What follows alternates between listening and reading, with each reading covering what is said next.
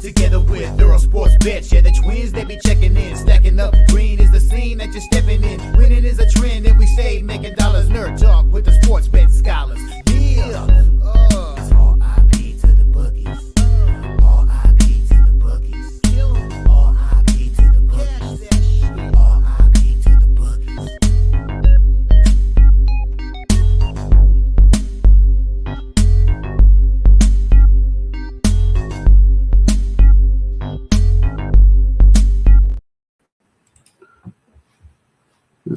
We are live. Welcome back to another edition of the Earle Sports Bet Show. My name is Nicholas Earle. I'm joined here as always by my brother Tim, and today we have a small card. We actually won't have a 2-hour show today. I know, we're sad. It won't be a 2-hour show today. Maybe it'll be an hour. Because we do have, I believe, 6 games in the NBA, so a nice light card in the NBA, and then 9 games in the NHL. So we get an okay NHL card to help us through our day here. But we do get some afternoon baseball. We get a couple 1 o'clock games. We get a couple 4 o'clock. We get 1 4 o'clock game and a couple 7 o'clock games. So we'll be done with baseball pretty early today. I've already moved on 2 games. Yep. So I'm excited about today's card. Even with it being a small card, we'll quickly recap yesterday. The sport that put me in the black yesterday. The NBA. Yeah, I didn't even look at it. The NBA is the reason why I finished in the black yesterday. I finished 2-0 in the NBA. Nice. Cleveland to -10.5, never in doubt. They totally weren't down 6 through the first quarter, 7 at halftime, and then they ran away with the game in the second half. In the second half, they outscored the Knicks 71-45. Yeah. And covered the 10.5. And then Miami +11. They said, fuck those points. They won outright. Who did they play? Against Boston. Yeah. 124-103 against Boston. I thought that was a good spot for the Heat. I didn't think Heat out. I think Markel mentioned it. Heat outright yesterday. I said, why not? 4-1. So great call on that one. So things you'll have to see there. 2-0 in the NBA. 1-2 in the NHL. Thank you to the Kraken for allowing me not to reverse sweep with a absolute belt-to-ass game against the Vancouver Canucks, 5-0. Colorado team total over 4.5. I've made rules for myself that I don't bet team totals at 4.5 or higher in hockey. I should have stuck to that. And I think that's the same thing with 5.5s for me in baseball for the most part. I don't bet anything higher than 5.5 or in baseball, 4.5 in hockey, and this is the reason why. 3-2 overtime win for the Colorado Avalanche at -360 chalk yesterday. And the Panthers lose as well. The whole world cashes with the Leafs yesterday. It happens. 1-2 in the NHL. 5-5 down, I want to say 0.35 units in baseball. Started off with 2 winners to start the day. That Texas-Cincinnati under could not have been any easier. 1-0. And I'm back on another Reds under today. We'll talk about that in a few minutes. Pittsburgh-Tampa Bay under 3.5 first 5. Paul Skeens shoved. Ryan Pepe, it was good enough. So nice one there. The White Sox got blown up yesterday. The first 5+1/2 did not come through. They ended up losing the game 6-1. Toronto team total over 3.5 was a winner. That was nice there. As I wanted to fade Mackenzie Gore, I just didn't know what I was going to get from Nathan Easton. Nathan Easton. He pitched pretty well for the Blue Jays yesterday. They get the 4-2 win there. Under 7.5, even money with San Fran and Houston did not get there. That game ended up finishing 6-3. 5 runs in 2 innings. In the first 2 innings given up by Framber Valdez. I did not expect that at all. Boston first 5 gets the job done yesterday. I noticed I didn't bet the first 5 over yesterday. I didn't want to bet the first 5 over with my boy Garrett Crochet, newly extended Garrett Crochet.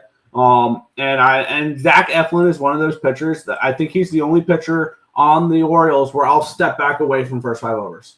Mm-hmm. But Sagano and Kramer and Morton, who's pitching today, you bet your ass on betting first 5 overs when they pitch. Because I think a good start from those guys is 5 innings of 3-run baseball. And then you're just asking the Orioles to score you a couple runs, and bam, there's your first 5 over. So, yes, there you go. That'll be the second game we talk about. I'm back on Oriole first 5 overs today.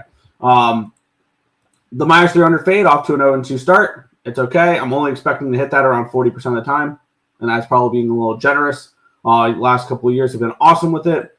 Then just didn't come through yesterday. Plus 230, plus 280. I will track that this year, and we will track the -300 fade because I promise you, it'll be profitable at the end of the year. I promise. And then we have Diamondbacks, Yankees under 7.5. They made me sweat that one yesterday. 4 runs in the first 2 innings from the Diamondbacks. That's all they end up scoring. Volpe with a 3-run shot in the bottom of the ninth made me sweat a little bit.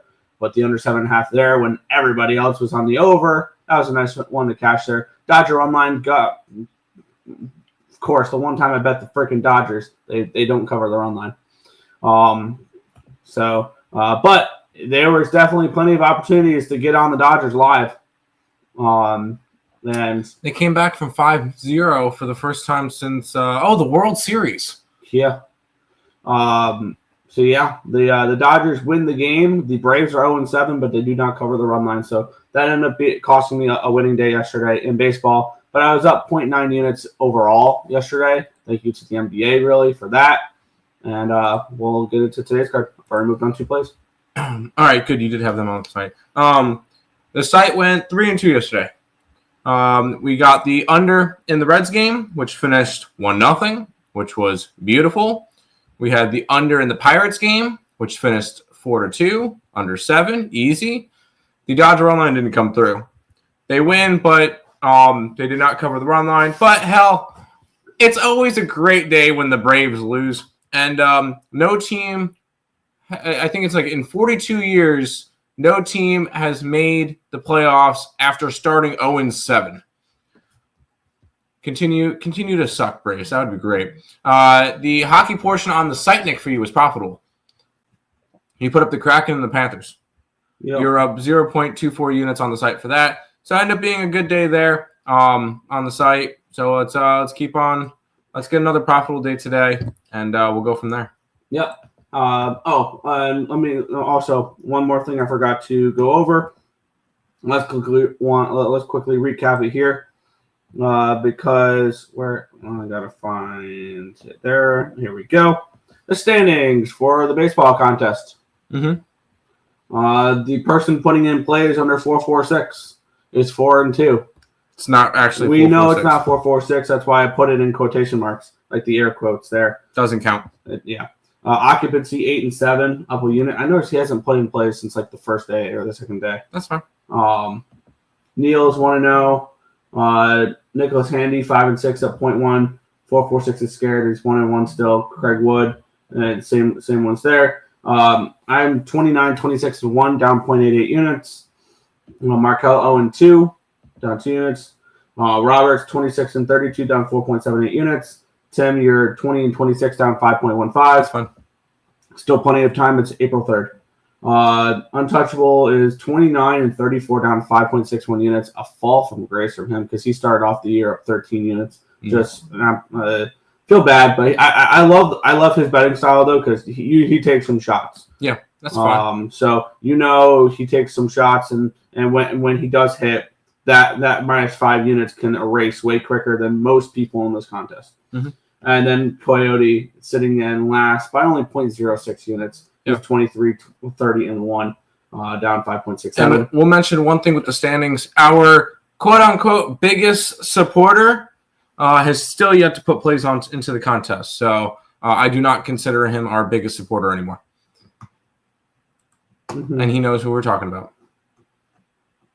But let's go ahead and and go to the chat, say hi, and then we'll go from there. Here is where you can go and put in all your plays for the contest. You get a t-shirt if you are the best record by the end of the month. Guys, it's a free contest. There's no excuses. I don't want to hear, I want to give other people a chance, or, I would win easily, or, this, or, that, or underwear, or whatever. There is no excuses. I do not want to hear any more excuses. If you're not in the contest, and you say, oh, I had a great day yesterday, I'm going to look at the contest and go, you went 0-0. I don't care. So there is no excuses. Put plays in the contest. Nick, read this one real quick because I don't understand it. I just bought no contracts for 2 cents in will the national debt be reduced by the end of Trump's term. Pay out $1 if I'm right. Deficit will get cut for sure. Probably not the debt. There you go. Where do you bet that? Because I'm trying to remember where the because I remember there's a site where you can basically there's a site where you can bet on stuff, but in terms of like stocks. Yeah. Like I remember during the election you can bet on Harris and Trump stocks that like if you would win it would go up to $1, and if it would lose it would go down to nothing. But you can buy it for like 45 cents, 50 cents, and like you have your betting odds there, type of thing. So yeah, that's not a bad look, especially when you're buying in for 2 cents. You're basically playing 50 to 1 odds. Up 1 unit overall again, struggling in the MLB, but all other sports been doing great. Hey, it's early in the MLB season. We will have plenty of time to turn things around and everything along those lines with more and more numbers coming in. Nicholas Handy's here. My Dodgers are scary good. Mets have no shot. Sorry, Earls. Man, that's weird. I thought you were a Yankee fan, but I guess they start losing and you're no longer a Yankee fan. What a bandwagon. They're late, by the way. And you're still not in the contest, by the way.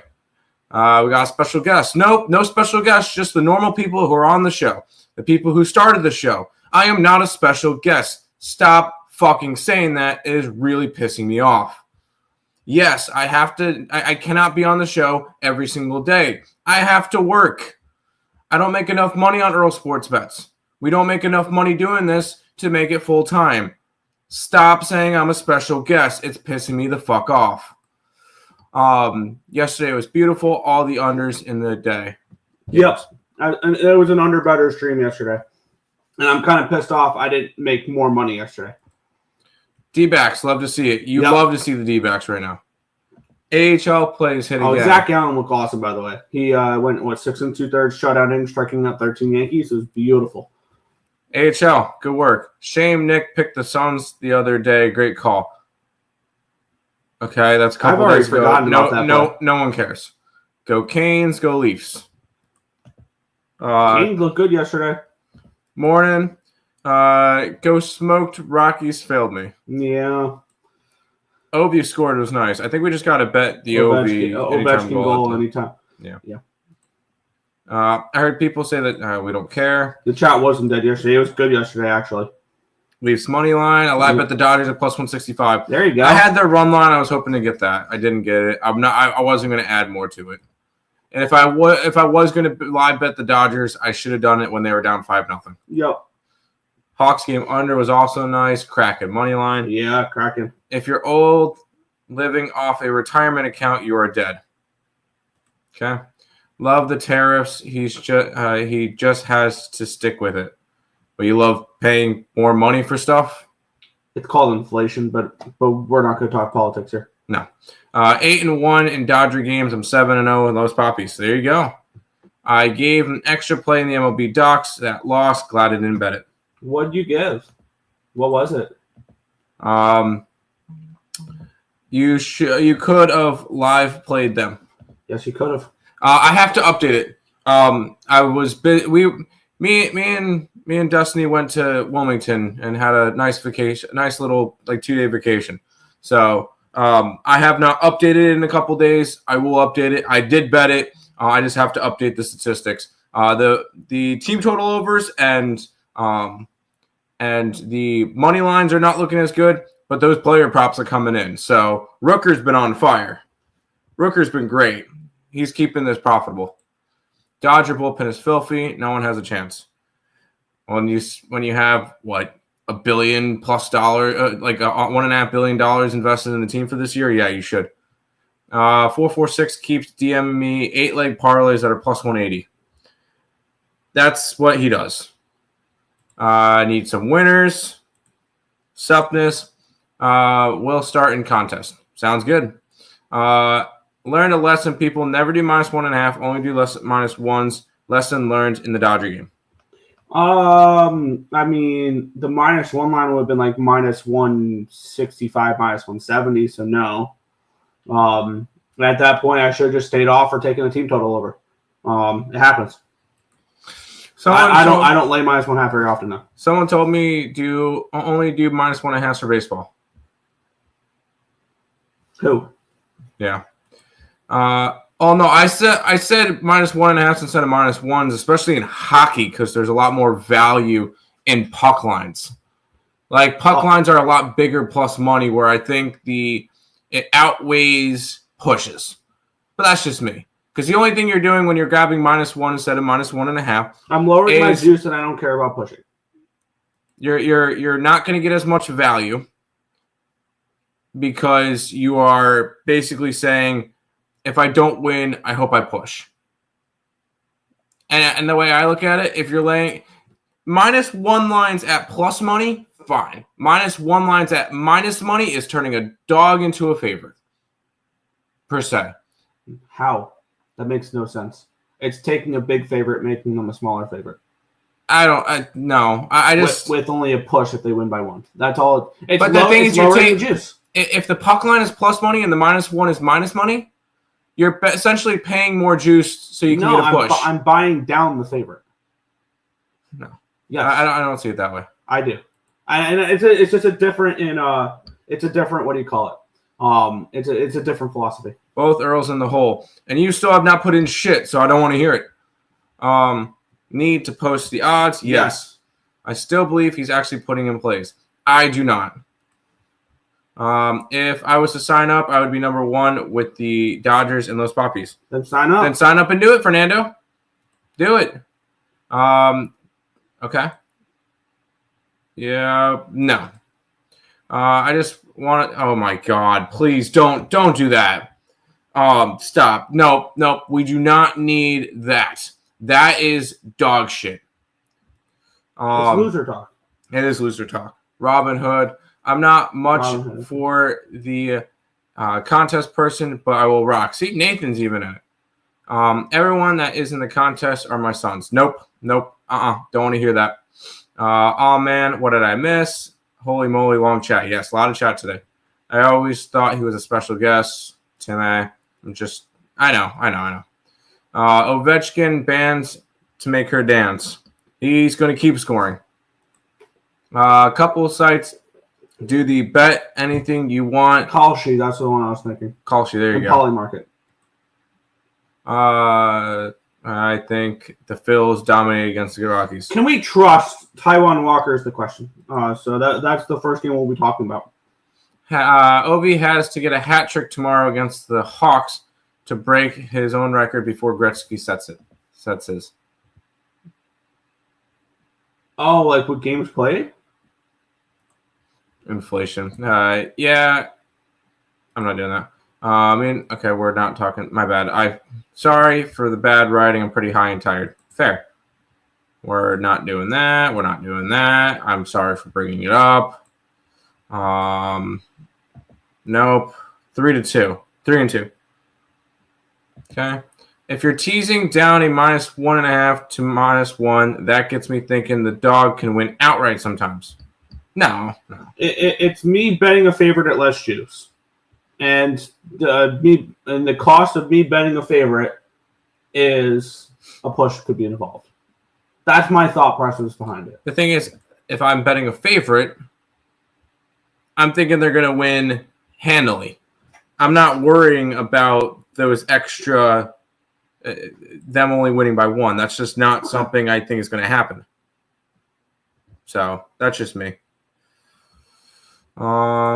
Think I had +2 units in the contest yesterday. You had a good day yesterday, I believe. I think you're up like 2.3 something because you lost with the Dodgers, which was like an added play for you, but you had +3.36 units on the other one, so you were up like 2 units yesterday. I love the smack talk. Hello, Iceman. I heard you passed away. Yep. Games played. Okay. So you won't skip mine. So you skip mine, but read the ones you want. I was going to skip over the politics ones. I was sorry. I'm sorry for bringing those up. ISEX, get your ass up and make the money. The contest that is MIB. Oh, it's only MLB. Yes, it's MLB, only MLB. Because baseball is the best one. Explain why. Tariffs? I'm not getting into politics. That's just not happening. I work graveyard shift. This is my nighttime now. There you go. All right, Nick. Sports time. Yep. We'll get started. We only have 5 games in the MLB, and we'll get started with this one here, the Colorado Rockies and the Philadelphia Phillies. The Phillies, when I typed this up, minus 225 this morning, it is no longer minus 225. Let's get into it. This line opened up with the Phillies as minus 210 favorites. They're now up to minus 230, and then it's down to 190. So we have added a 20-cent line movement here towards the Colorado Rockies. Line opened up at a 9. It's now a 9.5. So we have a move towards the over here as well. One thing I've noticed is today, the most popular over is, it's now 91%. Earlier when I bet the under in that game, it was 85%. So we are not seeing 99, 99s or 98s, 97s and stuff like that for overs today, which is interesting to see. We have 92% of tickets, 93% of cash is on the Phillies. The line's moving towards the Rockies. 73% of tickets, 77% of cash is on the over in this one as well. One thing I want to look at here, and I'm gonna see if we have confirmed lineups, and maybe with the way the line is moving here towards the Rockies, tells me that we could have some players sitting today. Schwarber, Turner, Harper, Bohm, Kepler, Castellanos, Real Muto, Stott, Marsh. Are you missing someone here? Harper's playing, Turner's playing, Schwarber's playing, Bohm is playing. I feel like we're missing somebody in this lineup. Am I wrong? I don't know. You said them really quickly. Schwarber, Turner, Harper, Bohm, Kepler, Castellanos, Real Muto, Stott, Marsh. Not that I know of. And then on the other side, Doyle, Tovar, McMahon, Goodman, Tolia, Martini, Stallings, Moniak, and Freeman. I like that Moniak pickup for the Rockies. We have Antonio Senzatella taking on Taijuan Walker for this matchup here. Taijuan Walker is going to be one of those spot starter type of guys when you need somebody, a six-man or something along those lines, which I think eventually that role will become Andrew Painter once he gets built up through the in AAA. A little bit, he'll come up to the Phillies and shove. Last year was a year from hell for Walker. Started 15 games, appeared in 19. He went 3-7 with a 7.10 ERA. 83 and 2/3 innings pitched, 58 strikeouts, 37 walks, and 24 home runs. He has not pitched yet this season. Antonio Senzatella, I believe, had a nice start in his first one, if I remember right. Yeah, he went up against Tampa Bay, looked good. Only went 4 1/3 innings pitched, but only threw 78 pitches. No one runs on 9 hits, 2 walks, and no strikeouts. So everybody put the ball in play against him. Or my bad, there was 2 walks. 9 hits. He scattered 9 hits among 4 1/3 innings pitched and 2 walks. 11 base runners in 4 1/3 innings pitched. Gave up no earned runs. He's about to get smashed, isn't he? Against a lineup in Philadelphia who could do a lot worse than what we see from what we saw from Tampa Bay. Taking a look at these bullpens, the Rockies' bullpen's actually not been terrible this year, if I remember right. I think their bullpen's been bad. Their starting pitcher. Their starting pitcher's been good. Yep. My bad. And for the Phillies, their bullpen's nice and rested. Alvarado went 13 yesterday. Strahm went 30 yesterday. So Strahm will be the only one not available there. They'll have Kirkland, they'll have Romano, they'll have Banks, they'll have Ruiz. They'll have their full echelon of relievers other than Matt Strahm. On the flip side, the Rockies had Shavili threw 13 yesterday and Holverson threw 12. Other than that, they'll have Vodnik available, Herget, Peralta, Kinsley, Bird, Alexander. They'll have basically their full echelon of pitchers as well. So we get 2 bullpens ready to go in this game. Something tells me Senzatella gets hit here in this spot against this Philly lineup. And same with Walker. This market screams Walker gets hit. And this first 5 is a 5.5 now. When we look at it here, line opened up at a 5. It's now 5.5. Line opened up minus 205 for the first 5 for Phillies, down to 170. Walker's going to get hit in this game. Question is, how do you approach betting this?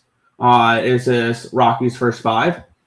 Is this Rockies' team total, but they've scored 1 run each the last 2 games? Granted, they face Christopher Sanchez and Zach Wheeler. Taijuan Walker's a little bit different. On the flip side, the Phillies, they've put up 11 runs in the 2 games so far this series. And we're starting to see some 10s out there too. This isn't over. The question is it first 5 over? It's full game over. Is it just a Rockies team total over? It's a Rockies first 5 team total over. I need to figure out how I'm going to bet this, but I want to figure out a way to get involved in an over in this game. I'm already with you. And I got to grab it quick because I'm already starting to see some 10s popping up. Yep. I'm getting 9.5 at minus 113. I think both pitchers get smashed. I'm not high on Sensatella. I think the Phillies hit him, and Walker is a pitching machine. This has the real making of it being a 9-8 game at the end of the game.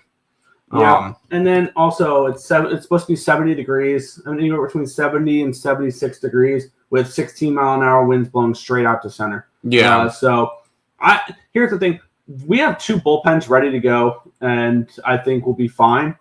I want to isolate just the first 5 because I think both these bullpens are going to be fine in this game, and I wouldn't be surprised if one sends because I want to face specifically Walker and Sensatella. Yeah. Sensatella having 11 base runners. He recorded 13 outs and didn't give up a run.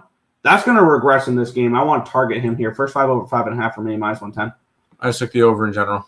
That's how we're going to roll. A lot of chat. Utah, UTC money line. Is that? Sounds like soccer. Does sound like soccer. I thought it was Men in Black. Yeah, I did too for a minute. That's because when I saw it, it looked like MIB or whatever. That was kind of funny. Yes. Over in the Philly game. Yes, over in the Philly game. Rockies team total over. I don't hate that. It's 3.5 minus 145 though, so you're probably going to look either at a 4 or a 4.5. That's the only thing with the Rockies here. And generally, when I'm betting a dog team total over, I want a 3.5. I do. Wind blowing out. Yep, they are. The 16 mile an hour. I don't trust Taijuan Walk, but I hate to back the Rocks. I think the Rocks can put up some runs against Walker here. Type of Philly props. Schwellenbach home run. Schwarber home run. Sorry. Schwarber home run. Shut up. But Earls don't want it, so we will have to behave. We're sorry we entertained the one political bet in the beginning, and we only talked about that one because it was actually like a money wager. Yeah, the other ones are just explaining policies, and we're not trying to talk politics here. Taijuan Walker would take a shot at fade. Rockies first 5. Hey, here's an idea: put it in the contest. Rockies first 5 only. Yeah. This guy starting for the Rockies, I saw had a win against the Rays. Yes, he got extremely lucky in that game. That still boggles my mind looking at the box score in that game, seeing he gave up 9 hits, 2 walks, and no earned runs. Yeah. That boggles my mind how he did that. Taijuan Walker was 3-7, 7.1 ERA. Yeah, I have no problem fading him. He is the one pitcher on the Phillies that I want to specifically fade. Rockies plus 135 first 3. Put it in the contest. I don't care about it in the chat. 446. I'll read off the comments and stuff, but they don't count towards the contest. Just letting you know. Rockies first 5, 3-way. Rockies team total over. Walker's ass. Seeing the Rockies plus 1.5 and Phillies minus 1.5, both at minus 110. I like the over. Over. Here's Yes. the thing, though. Back to Ice X's comment there with the +1.5, -1.5. This is the type of game where if you like the Rockies, I would never take the +1.5. I would take the -1.5 on them or a -1 line. If you want to go for a big score, this is the type of game with the variance that you can go for a bigger score on a run line, especially with a total at 9.5, 10. Like if you're betting Coors games and you like the dog, you can take -1s on the dogs for huge scores for those. I just want to put that out there. Sorry. Yep. Like the I love when Nick plays weatherman. Yep. He It's has to important in baseball. It's important in baseball. What do you mean by what do you mean by you want to target that in baseball, Nick? Target what? Certain players, I guess. Target things that like I expect negative regression for. Like if you give up 11 base runners and 4 1/3 innings pitched and not give up a single run, I want to target that and fade it. There's certain things I'll hone in on. Things that I think are anomalies that'll not happen again, or I will bet against it happening again. Like what Senzatella did in his first start. Irvine money line. Yeah, I saw some people with Irvine to win the NIT futures. They were like 9-1. Nice. Morning, fellas. Morning, Ron. Okay, you can't make fun of me for not being able to do that. Weather. Taking Ellie De La Cruz to walk. Sure. Not a bad look. Yeah, Tim just entertained it. Kind of made it sound dumb. That's why. You're good. I was looking at it. I was looking at that first comment more of a betting question rather than explaining politics, and that was that. And that's just a line that we have to not have be a mucky gray line. We have to have like a black and white line. If you want to talk politics, there has to be betting behind it in order to do so. We're not going to talk policies. We're not going to talk things along those lines. But if you want to talk politics, let's figure out a way to make money talking politics. There you go. Is that fair, Tim? Mm-hmm. Okay. Gamble and work like Tim. Sometimes I don't type things right. Can only be on my phone for a minute. Everyone's picking the Rockies. Not good. I just took the over. I just took the over. I didn't take the Rockies. I mean, and we have half the Rockies things in the chat were you. So also you got to keep in mind 92% tickets, 93% cash is on the Phillies. So no, that's not true. Actually, we're sharp. That's why. Yeah, but this chat and public is actually on the Phillies. Bingo. Interesting stuff. Legit. Thanks. Yeah, that makes sense. You said UTC and you said soccer. I thought it was soccer. What was it? I don't know what it is. I'm down like 4K today. Well, you're 0-0 in the contest, so I may go Phillies -1.5 in what stocks. All right, Nick, we can finally get to the second game of the day. Yeah. Oh, by the way, like betting odds and stuff like that. Like we had a whole show talking about the election and stuff like that. That's the type of stuff we can talk about. But yeah. Let's get into the next one here. The Baltimore Orioles taking on the Boston Red Sox. -115 for the Orioles. Total of 9.5 in this game. Damn, did Garrett Crochet look good yesterday?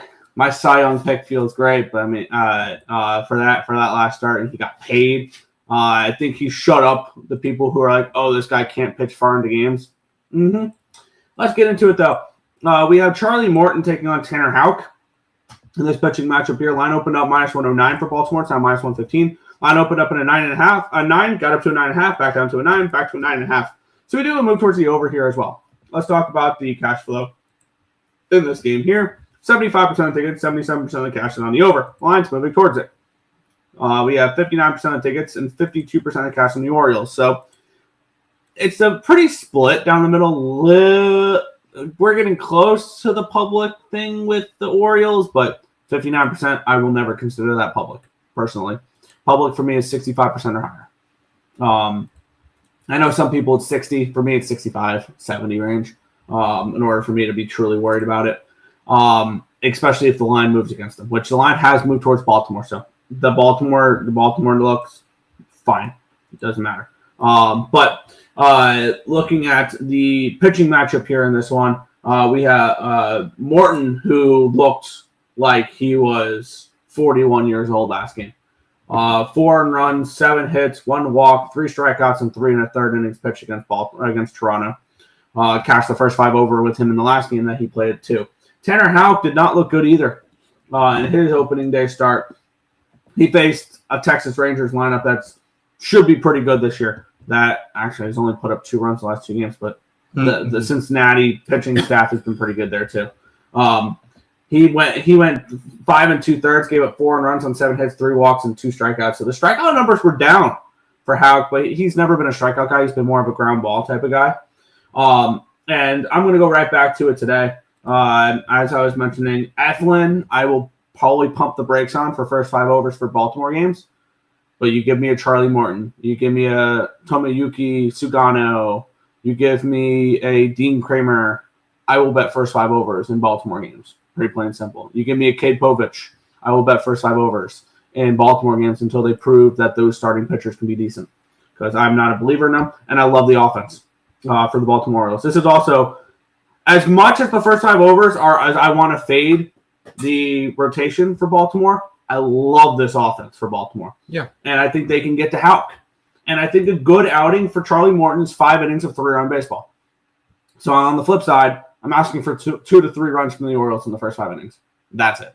And I don't think that's asking too much. I'm on the first 5 over at -115 for 5 in this game here between Philly and Boston. So I'm starting my day off with 2 first 5 overs. Something that was not part of my repertoire too much last year, first 5 overs. I was really first 5 unders, full game overs type of guy, but I'm betting more for full game unders. I'm betting more first 5 overs. Yep. So I'm implementing everything into my repertoire now, and not just being single-mindedly. Because I remember last year when I opened it up more like that, I did so much better. So yes, I'm on first 5 over 5 in this game -115. I'm on the full game over. I will say I don't bet first 5s and stuff. It's just not my style. I'm a full games person. That's where I feel like I get the best shots at stuff. Plus, that's what can go up on the site. So I like to kind of follow what we put up on the site and stuff. Maybe like sometimes I'll do first 5s as like personal plays if I'm like bored at work and I want to throw a couple bucks on a game and have something going. And I did that with like first halves in college basketball too. So sometimes I kind of do that, but for plays like this, I'm taking full games. So I'm on the full game over 9.5. Especially after the Baltimore Orioles got shut out yesterday. I think they bounced back in this one. So I really like the spot for some runs. I know that Charlie Morton's going to get hit, and I trust the offense of the Baltimore Orioles. So sign me up for the over 9.5. There you go. Yeah, I'm on the same page there. I like the Orioles bullpen though. That was the other caveat from my first 5 rather than full games with Baltimore. Is I actually respect this Orioles bullpen more than I do their starting rotation, especially with Felix Bautista back. Yeah, no, Felix Bautista is definitely a big guy to get back. So, and stocks and everything. I clearly think 446 doesn't care about the contest. No. Is that true? No, he doesn't care about us. No. That's the market, though, buying opportunities. UTC versus – is that like what basketball league is that? Oh, University of Tennessee Chattanooga. What? Wow, versus University of Illinois Chicago. Holy shit, I have never heard it called that before. No, it took me a second. Never heard it University called. University of Tennessee Chattanooga. Yeah, Holy shit, I have never heard it called that before. No, I have. I just drew a blank on it because that team's kind of locked away for me for right now because they're not playing in the actual tournament. So it's like, okay, see ya. Wow, University of you got me there. University of Tennessee Chattanooga. Oh, okay. Orioles, baby, yes, Orioles. Most runs Rockies have scored this year is in a game is 4. Probably that changed against Walker. Yes, I agree. I'm too lazy for the contest. See, that makes sense. See, if you said me that makes more sense. But you keep telling me no because there's no socks or underwear. I want to give other people a shot. That's all bullshit. That makes more sense. Yeah, Nick finally figured it. Well, yeah, we figured it out. I've never called that before, so that's crazy. Yeah, I liked it when it was money, but this is still cool to get the chat involved. Hey, plus a little bit of bragging, right? I mean, you still get a T-shirt at the end of the day if you win the contest. I mean, it's not. I know it's not for everybody. I just want to have a little bit of fun. Unfortunately, ESB doesn't make enough money to make it a money contest. And when we tried to make it a money contest, people complained that we made it member only because we needed some way to fund the contest. So we can't win with contests unless because we just don't have the money to be able to do that. So every time they do a contest, the chat's always alive. Yeah. Orioles moneyline all year experiment. Did not do that. I'm not doing that this year. Baltimore run line. I put most plays at night, so I get distracted when I put them in. Just throw them in the docs, then copy and paste it. Really, that's all it is. I have tailed Tim, the C's. Been battling O's moneyline, O's versus score a lot. There you go. Easier to keep track of. Yep. Rain at the beginning of Baltimore-Boston to be wary of the starters not going long. Love it. Love that even more. I need incentives. Let's make the winner get 500. Okay, Earle, No. Can you handle that? No, we cannot.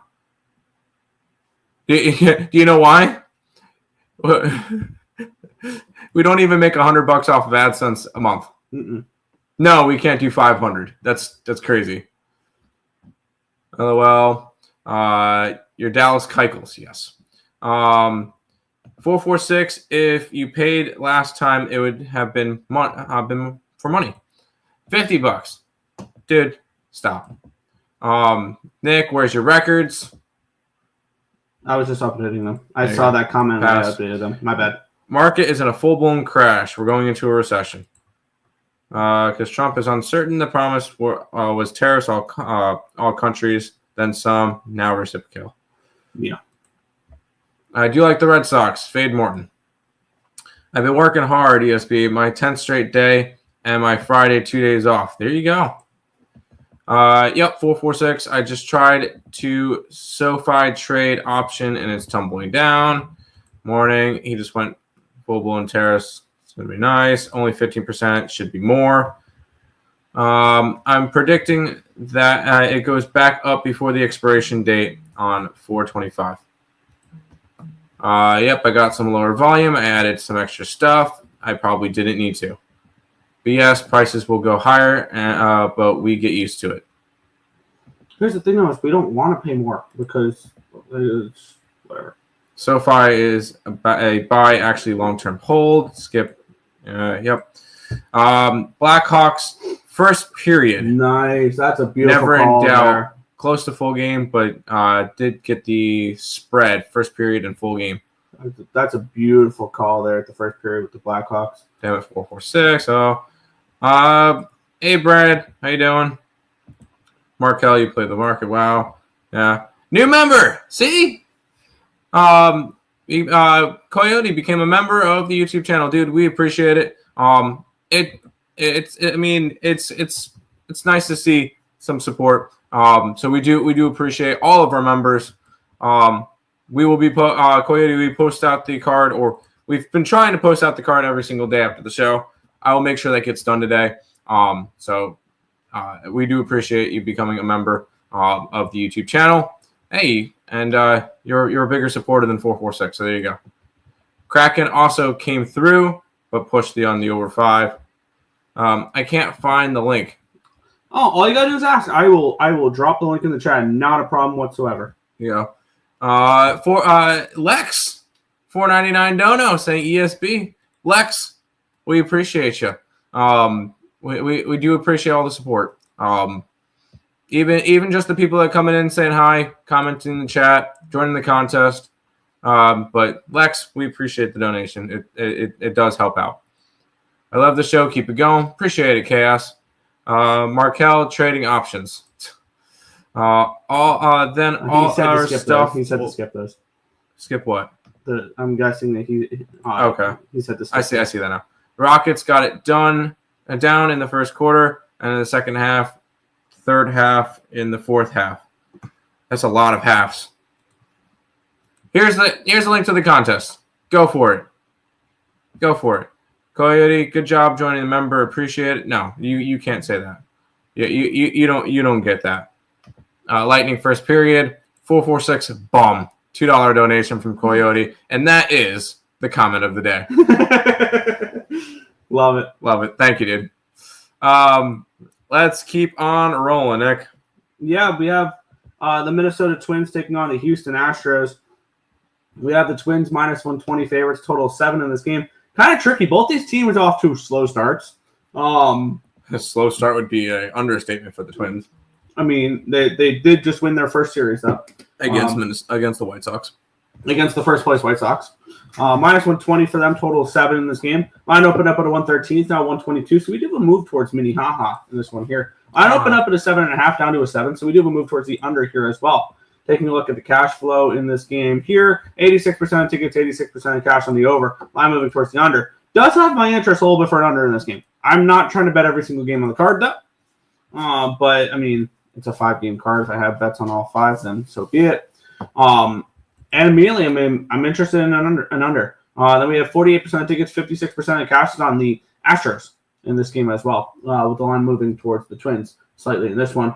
We have Joe Ryan taking on Hunter Brown. Hunter Brown looked decent in his first start. He went 6 innings, gave up 2 earned runs, gave up 3 runs, 2 of them earned, 4 hits, 3 walks, 7 strikeouts in 6 innings pitched against the Mets, and that 3-1 loss. It wasn't his fault, really, though. Like, that loss. It's just, what game was that? That was the game Peterson looked good, right? That was the Peterson game, or was that? No, Peterson was the 3rd game. That was the Griffin Canning game. Griffin Canning, yes. Griffin Canning looked great. Nope. The Mets lost that game. That was the McGill start. McGill looked awesome in that one. Joe Ryan on the flip side, he looked good in his first start, where he went 5 innings of 1-run baseball. 5 innings, 1 run, 5 hits, no walks. That's a big one there. 5 strikeouts in that 5-1 loss against the Cardinals. Once again, tough luck loser in that one there. Both these pitchers, they lost their first games, but they only got 1 run each of run support. And I mean, I think both these pitchers can pitch well. I do. And it would be under or nothing. I like these bullpens. I really, really do, especially the Twins. I think the Twins have one of the more underrated bullpens in baseball. And the only pitchers that threw for them yesterday, Danny Coleman will be the only one really not available because he threw on Tuesday and Wednesday. Darren McConaughey didn't pitch the last 2 days. Griffin Jacks threw 24 on Tuesday, but had yesterday off. Justin Topa has had the last 2 games off. Alcara had yesterday off. Cole Sands had yesterday off. Yohan Duran threw 11 pitches yesterday. He'll be fine. He can throw again because he didn't pitch the previous 3 games. And Louis Varland threw 11 on Tuesday. He'll be available. This is a fully rested and ready to go Twins bullpen. And on the flip side, the Astros, I like their bullpen as well. They did use Ryan Gusto for 29 pitches yesterday. He's thrown 54 in the last 3 days. He's probably not available. Same with Luis Contreras. He's thrown 46 in the last 3 days. He probably won't be available. Rafael Montero threw 9 yesterday. And then Scott had off, Okert had off, King, Hader, Abreu all had off. So we have 2 bullpens full and ready to go. Why are we not on the under in this game? We have 2 pitchers that I like, Joe Ryan and Hunter Brown. I think Hunter Brown's awesome. We have 2 offenses that have really struggled so far this year. We have 2 bullpens that are basically fully rested and ready to go. Why are we not on the under in this game here, Tim? Take it away. I'm going to look at potentially what unders are in this game and maybe see if I can get 7.5. Because I have 0 interest in this game at all. This is the one game I'm not going to be on in the entire card because I have plays on the last 2 games. This is 2 teams that the Houston Astros are coming off of getting swept. And Minnesota is coming off of finally winning 2 games in a row against the White Sox. I don't want to hear first place White Sox. I know I joke around about it. First place White Sox, but they're not a good team, Nick. I'm aware. We're just trying to use our narrative here, Tim. So yes. you got to learn. We got to use our narrative for positive. The Twins are not a good team. Neither are the Astros. I expect both of them to take steps back this year. We already seen it with the Minnesota Twins. I feel like we're seeing it with the Astros. I have no interest in either team. That's it. I just don't think the Astros offense is good enough. I'm going to move on this under. I'm seeing minus 130 for 7.5. I'm just going with 7 and even money. I don't care about a push.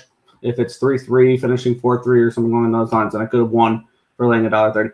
I'll take the even money on this one here. No vig for under 7.5. Both the and this is an Astros team I bet an under on yesterday and it lost. I'm going back to the Astro under here in this one, under 7 even money.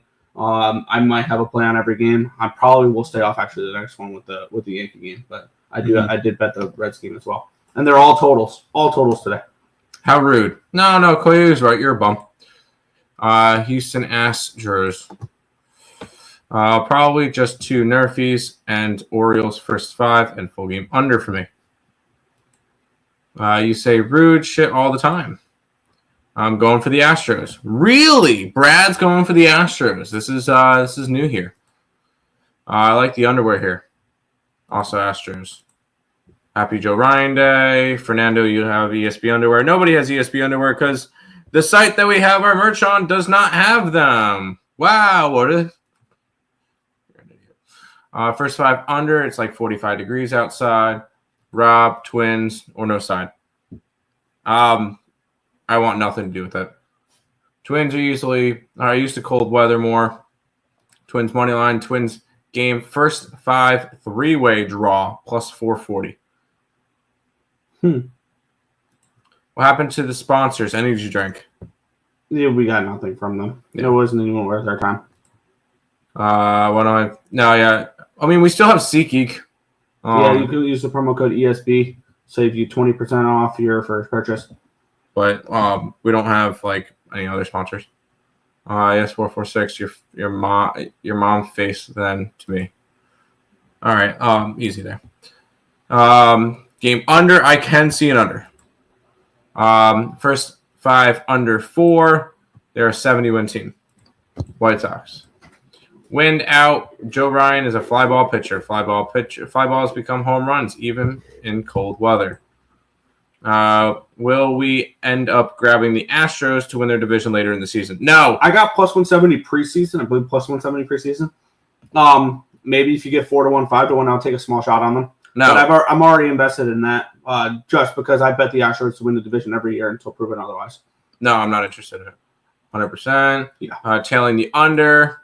Sox games aren't that pricey to use promos. Yeah, they aren't that price. Yeah, because I think it's like a minimum you have to spend like like $50 or something like that for the 20% off. Why isn't 446 a mod? Because we don't want them to be.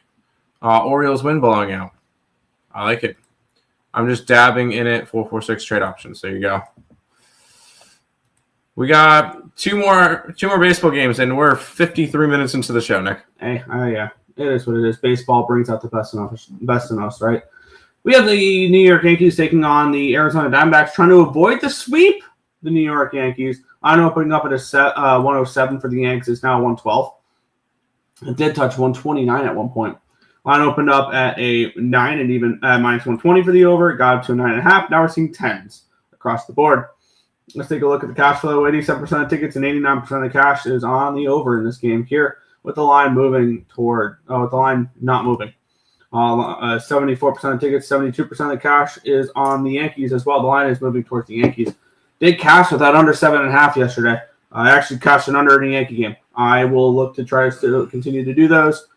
Not a chance I'm going to do that, though. Cookie Carrasco on the mound. Not going to happen. He appeared in one game so far. He pitched 2 innings. I'm guessing this was out of the pen in that 20-9 win for the Brewers. He gave up 3 earned runs on 5 hits, no walks, 2 strikeouts. He looked terrible in that start. Shocker. Carlos Carrasco at this stage of his career is still bad. Merrill Kelly was on the opposite side. He looked good in his first start against the Chicago Cubs. He went 5 1/3, gave up 1 earned run on 3 hits, 4 walks, and 1 strikeout. That's 4 walks though, and only 1 strikeout does concern me a little bit. But I believe that was the game they got the win. I have no interest in this game whatsoever. I kind of lean Diamondbacks to complete the sweep if I had to bet anything in this spot. But with that being said, I have way more interest in the other 4 games than I do this one. Oh no, I took the D-backs for the sweep. It's amazing what happens when the Yankees don't get to play the Milwaukee Brewers, who are dog shit.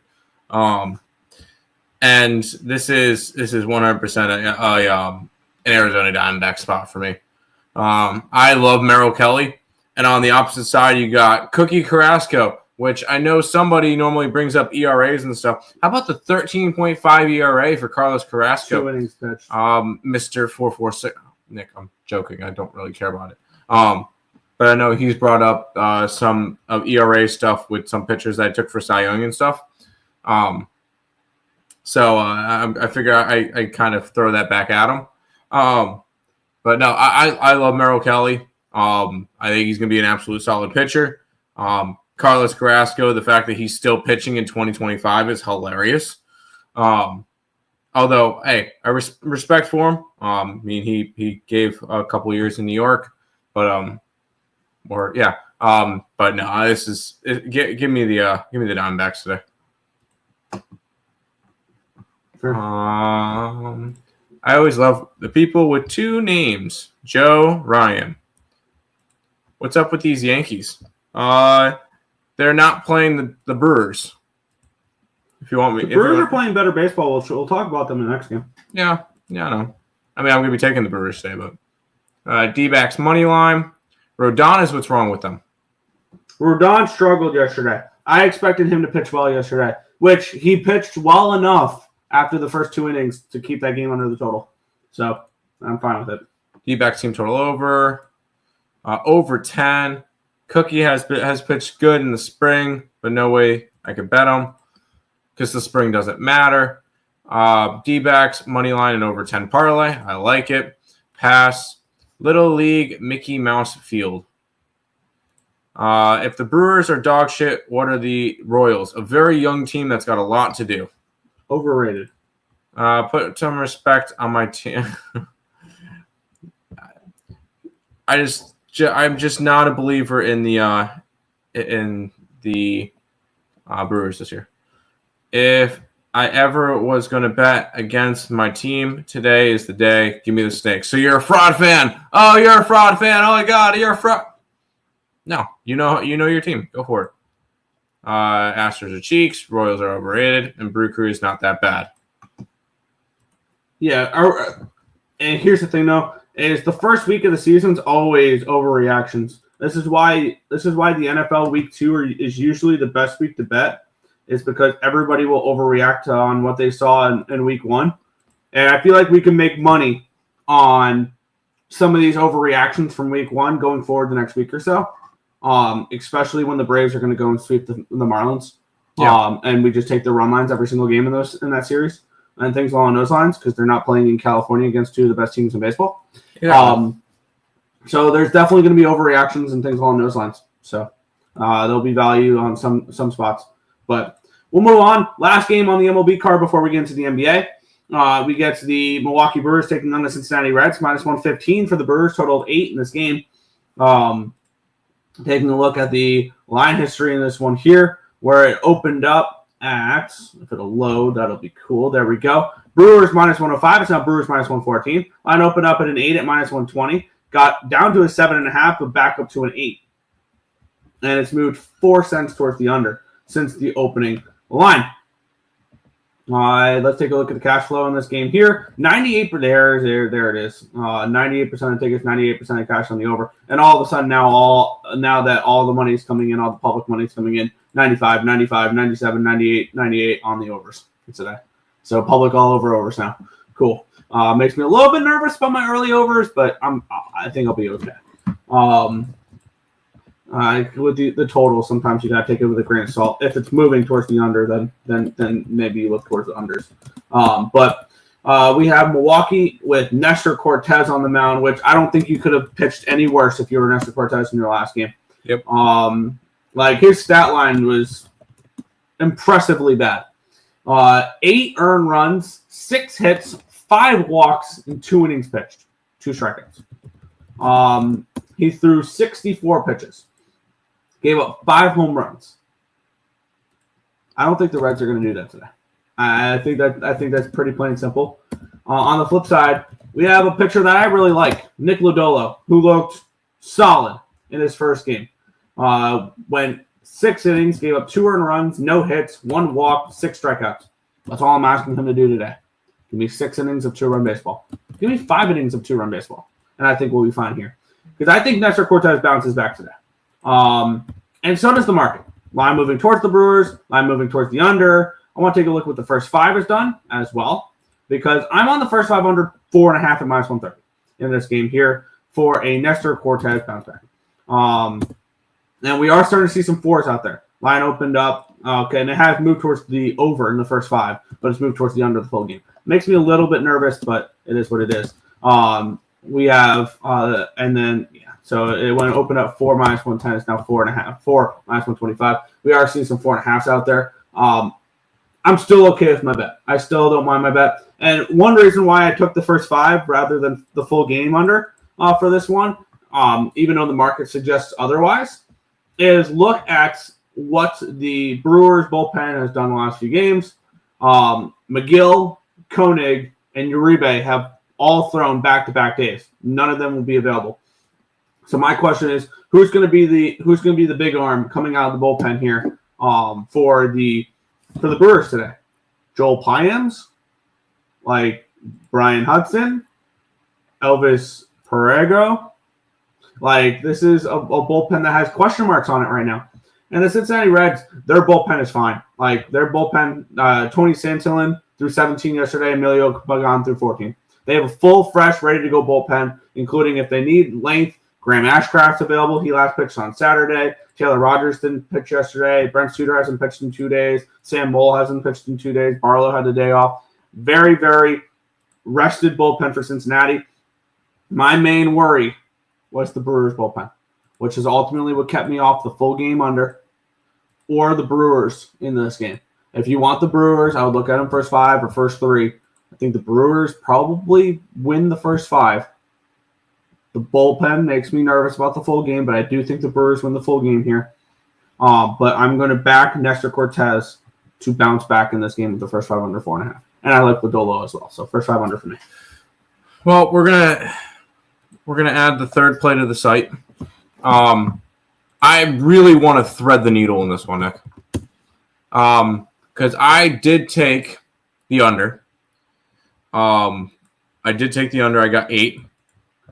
I also took the Brewers on the run line at plus 175.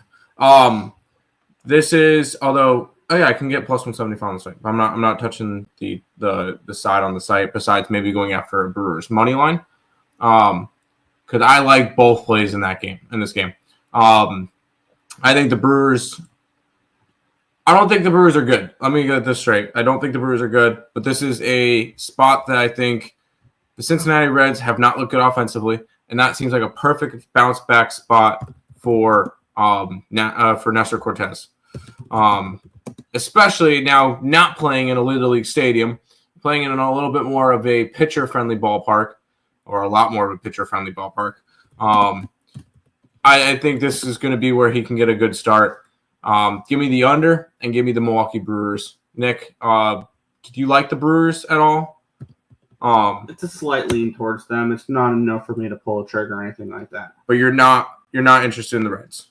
No. All right. This is Brewers or pass for me. Brewers and the under are both going up on the site. No. And seeing that I like unders in the late games, for my home run late today, I did a double same game. I took 2 players from the early games, 2 Red Sox and 2 Red Sox and Oriole, and then 2 Rockies. I took Rafael Devers. I took Tyler O'Neill. Took Michael Tolia and Mickey Moniak. Mine would pay off $450. Here, make a deal with me. Go and talk to the chat. And I'm going to quickly put together my lay so I could have it done before the end of the baseball segment. Yeah. Let's see.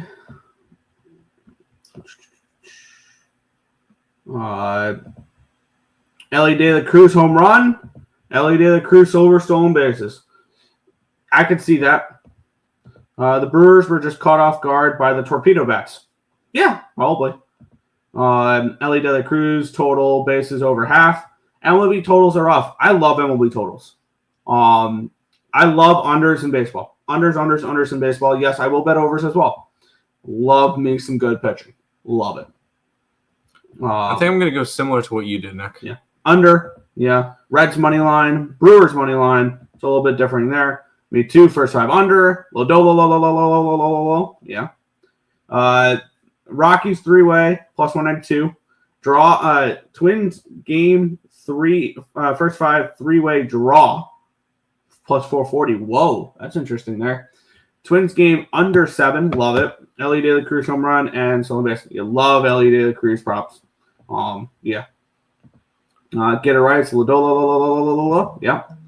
Ellie De La Cruz. There you go. In the Brewers money line. If anybody wants a tail, there you go. Looking for some plus money. There you go. I like the Brew Crew also, but gotta wait on the lineup. Fair. Reds for the win. Reds team total over as well. Fair. No way in hell I bet an under with nastiness. That's what everybody thinks. Yeah. Reds team total over 4.5. Told you not to bet a nasty Nestor under versus the Yankees, and they ignore me again. Okay. Here, ready? You think we're stubborn? You think we're wrong? Put the play in the contest.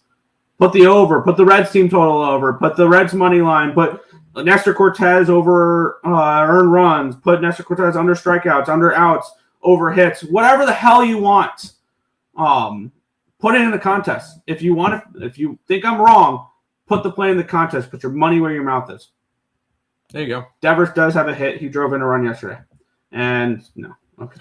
That's disgusting. I went the opposite direction, Nick.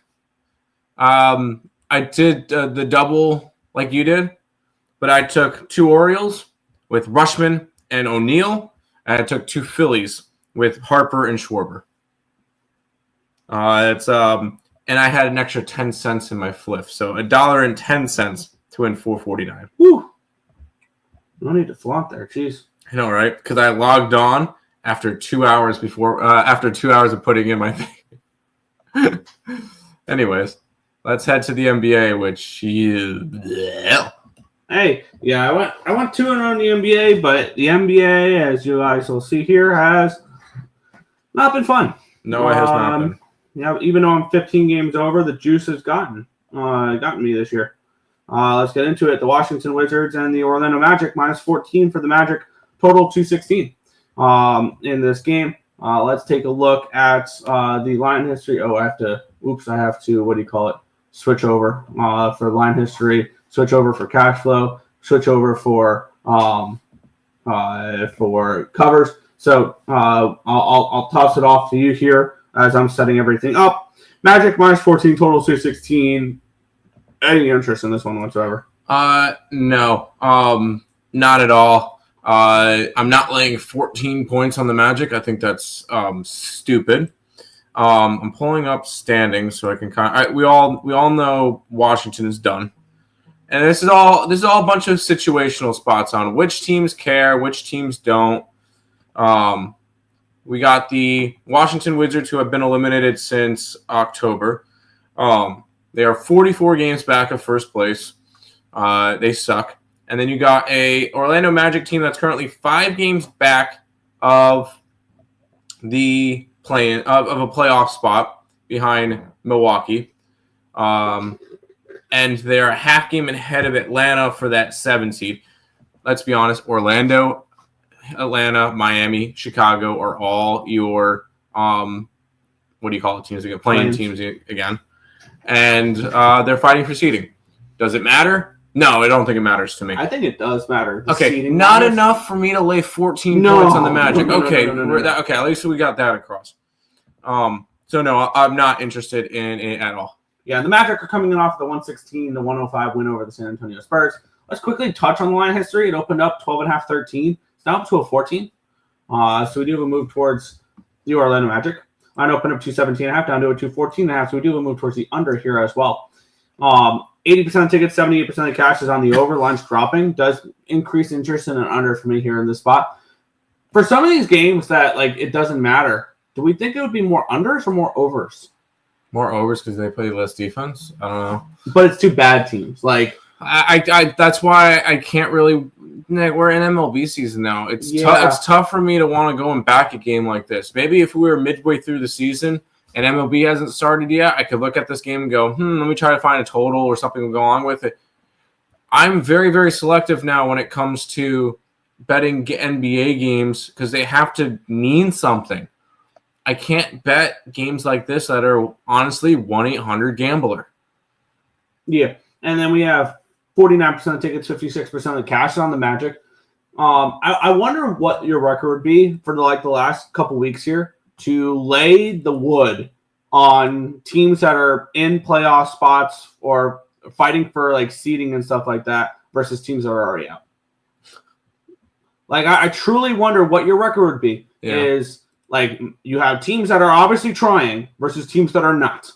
So this would be Magic minus 14 or 14.5, whatever. I wonder what your record would be. Mm-hmm. I'm not saying I'm betting it. No. I'm saying I wonder how you would do if you just blindly back the teams that care versus the teams that don't. Yeah. I have no clue how you would do with that. I will say I want to have a new form of lottery pick for the NBA. And I really like the idea of say once a team gets eliminated, mathematically eliminated, they're eligible now.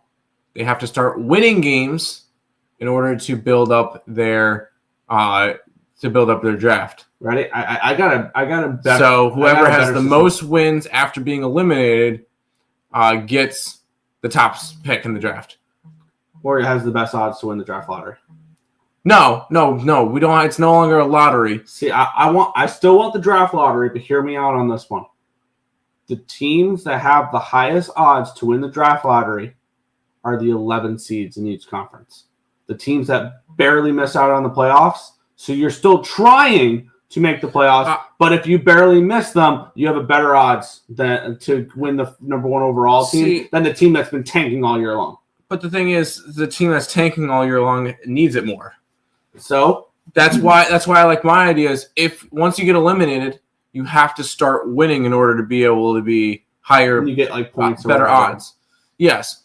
So it would be whoever has the most wins after getting mathematically eliminated gets whatever draft pick or whatever. So, but I'm staying off this one. By the way, shout out to Coyote for putting 446 in a 5-minute timeout. That was fucking hilarious. I'm going to wait 2 weeks to sign up, and I'll let everyone get ahead. And honestly, it makes zero difference.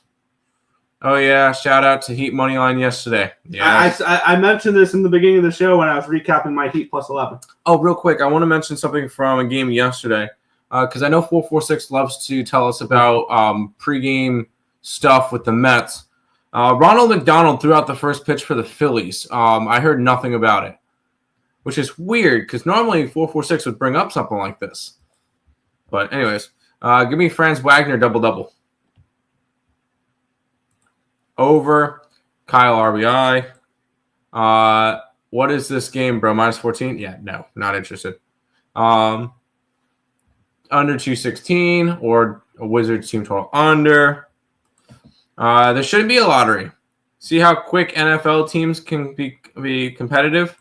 Yeah. NBA, some teams will suck for 20 years because they'll never get the number one pick.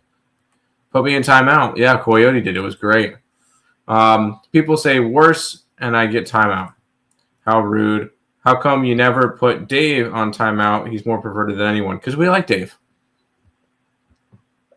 That's a great idea, Tim. All right. All right, Nick, we get another game. Yeah, we had the Milwaukee Bucks taking on the Philadelphia 76ers. We have another matchup, though, of a team that's trying versus a team that's not. We have the Philadelphia 76ers who are done, eliminated, and they're playing like it. 0-9 straight up, 1-8 ATS in the last 9 games. This is a team where if you find these teams that are obviously not trying, we could have been fading these 76ers for weeks now and been doing just amazing doing so. because they've just given up. And I mean, it's not like they're favorites in all these games. That they're 0-8 in the last 8 ATS. 12-point dogs, 6-point dogs, 10.5-point dogs, 3-point dogs, 3-point favorites. It's the Wizards that lost outright. 8-point dogs, 6-point dogs, 13-point dogs. They're getting their ass whooped as dogs and not even coming close. 14-point loss, 18-point loss, 23-point loss, 5-point loss to the 3-point favorite, 13-point loss, 13-point loss, 8-point loss, 23-point loss. Like, this is a 76ers team that's just plain and simply not trying. On the flip side, we have the Milwaukee Bucks, who are in the 6th seed for the East, who are battling for positioning with the Pistons and the Pacers. No, not really with the Pacers anymore. Not really with the Pacers They're anymore. three and a half games behind the Pacers. But you know where I was getting Yes. at with that. Yes. For that spot there. So they have something to try for. Line open up in 11.5. We're seeing 12s. So we do move towards them. Line open up 224. It's now 227.5. Where if 75% take, it's 83% of cash on the Bucks. Once again, it's Bucks or nothing for me. If I'm playing, I'm laying. And I think in the NBA going forward, I'm more interested in favorites than I am dogs, which is not my style of betting. But I want to back teams that care versus teams that don't. Okay. So that would mean the only thing though, I'm not laying double digits on the road. No, absolutely Not happening. never. I think I've done that once or twice this year, and I think I actually won both of those, or 1-1 or something like that. Impressive. I'm not laying double digits on the road, but if I'm playing, I'm laying. That's fair. I am not playing. And I know it's. And I do apologize because I know sometimes it could seem boring when it gets to the NBA section because I don't like to play a lot of games at this time of the year. Once the playoffs start, boy, I'm betting every single game. Yeah. Like, that's not even a question. I'll attack the playoffs when people care. When everybody's starting and we know where the teams are and who they're playing, that's when it matters. This doesn't mean shit. Because honestly, if you're the Bucks, do you really care who you play in the first round, whether or not it's the Knicks, Pistons, or Pacers? No, I don't really think it matters. Honestly, well, actually, it kind of does.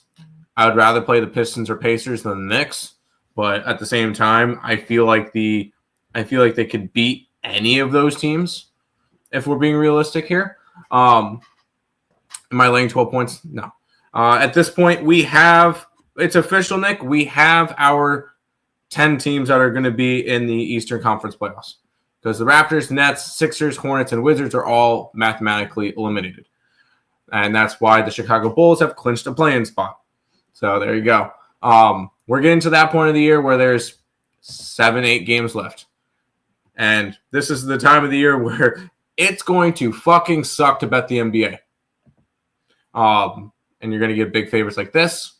And I'm not touching the Sixers at all. Sure. See how disrespected 446 gets? They don't get the number one followers.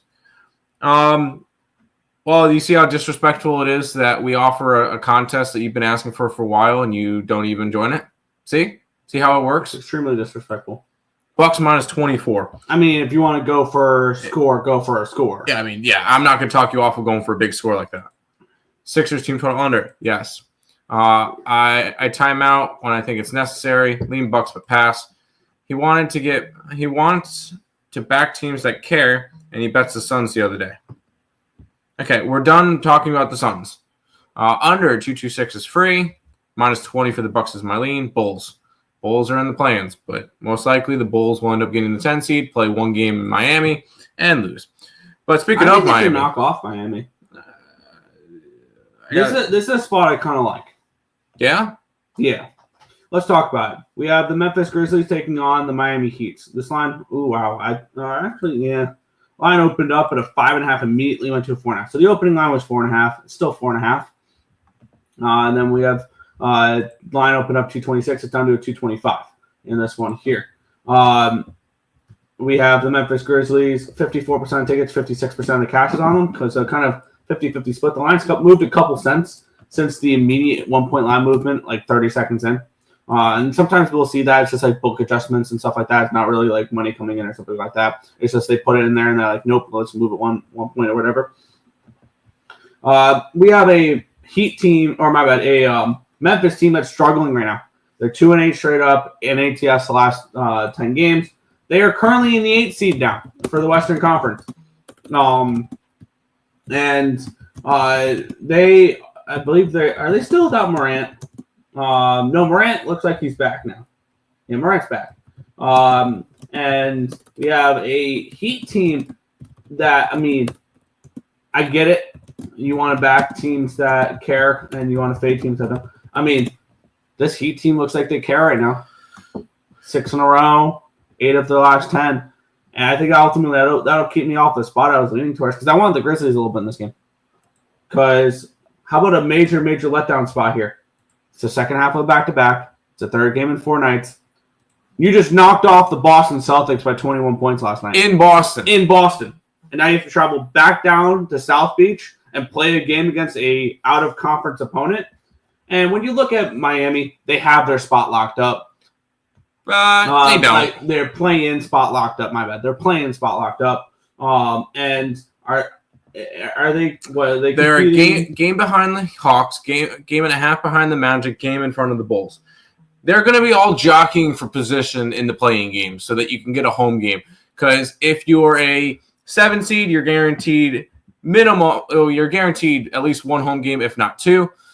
If you're an 8 seed, you're kind of guaranteed at least 1 home game if you don't win the first one. Miami, if they get the 9, or whoever gets the 9 seed gets 1 home game.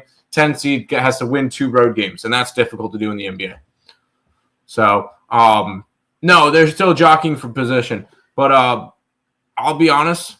You said you lean Grizzlies. I'm getting my card started with the Grizzlies.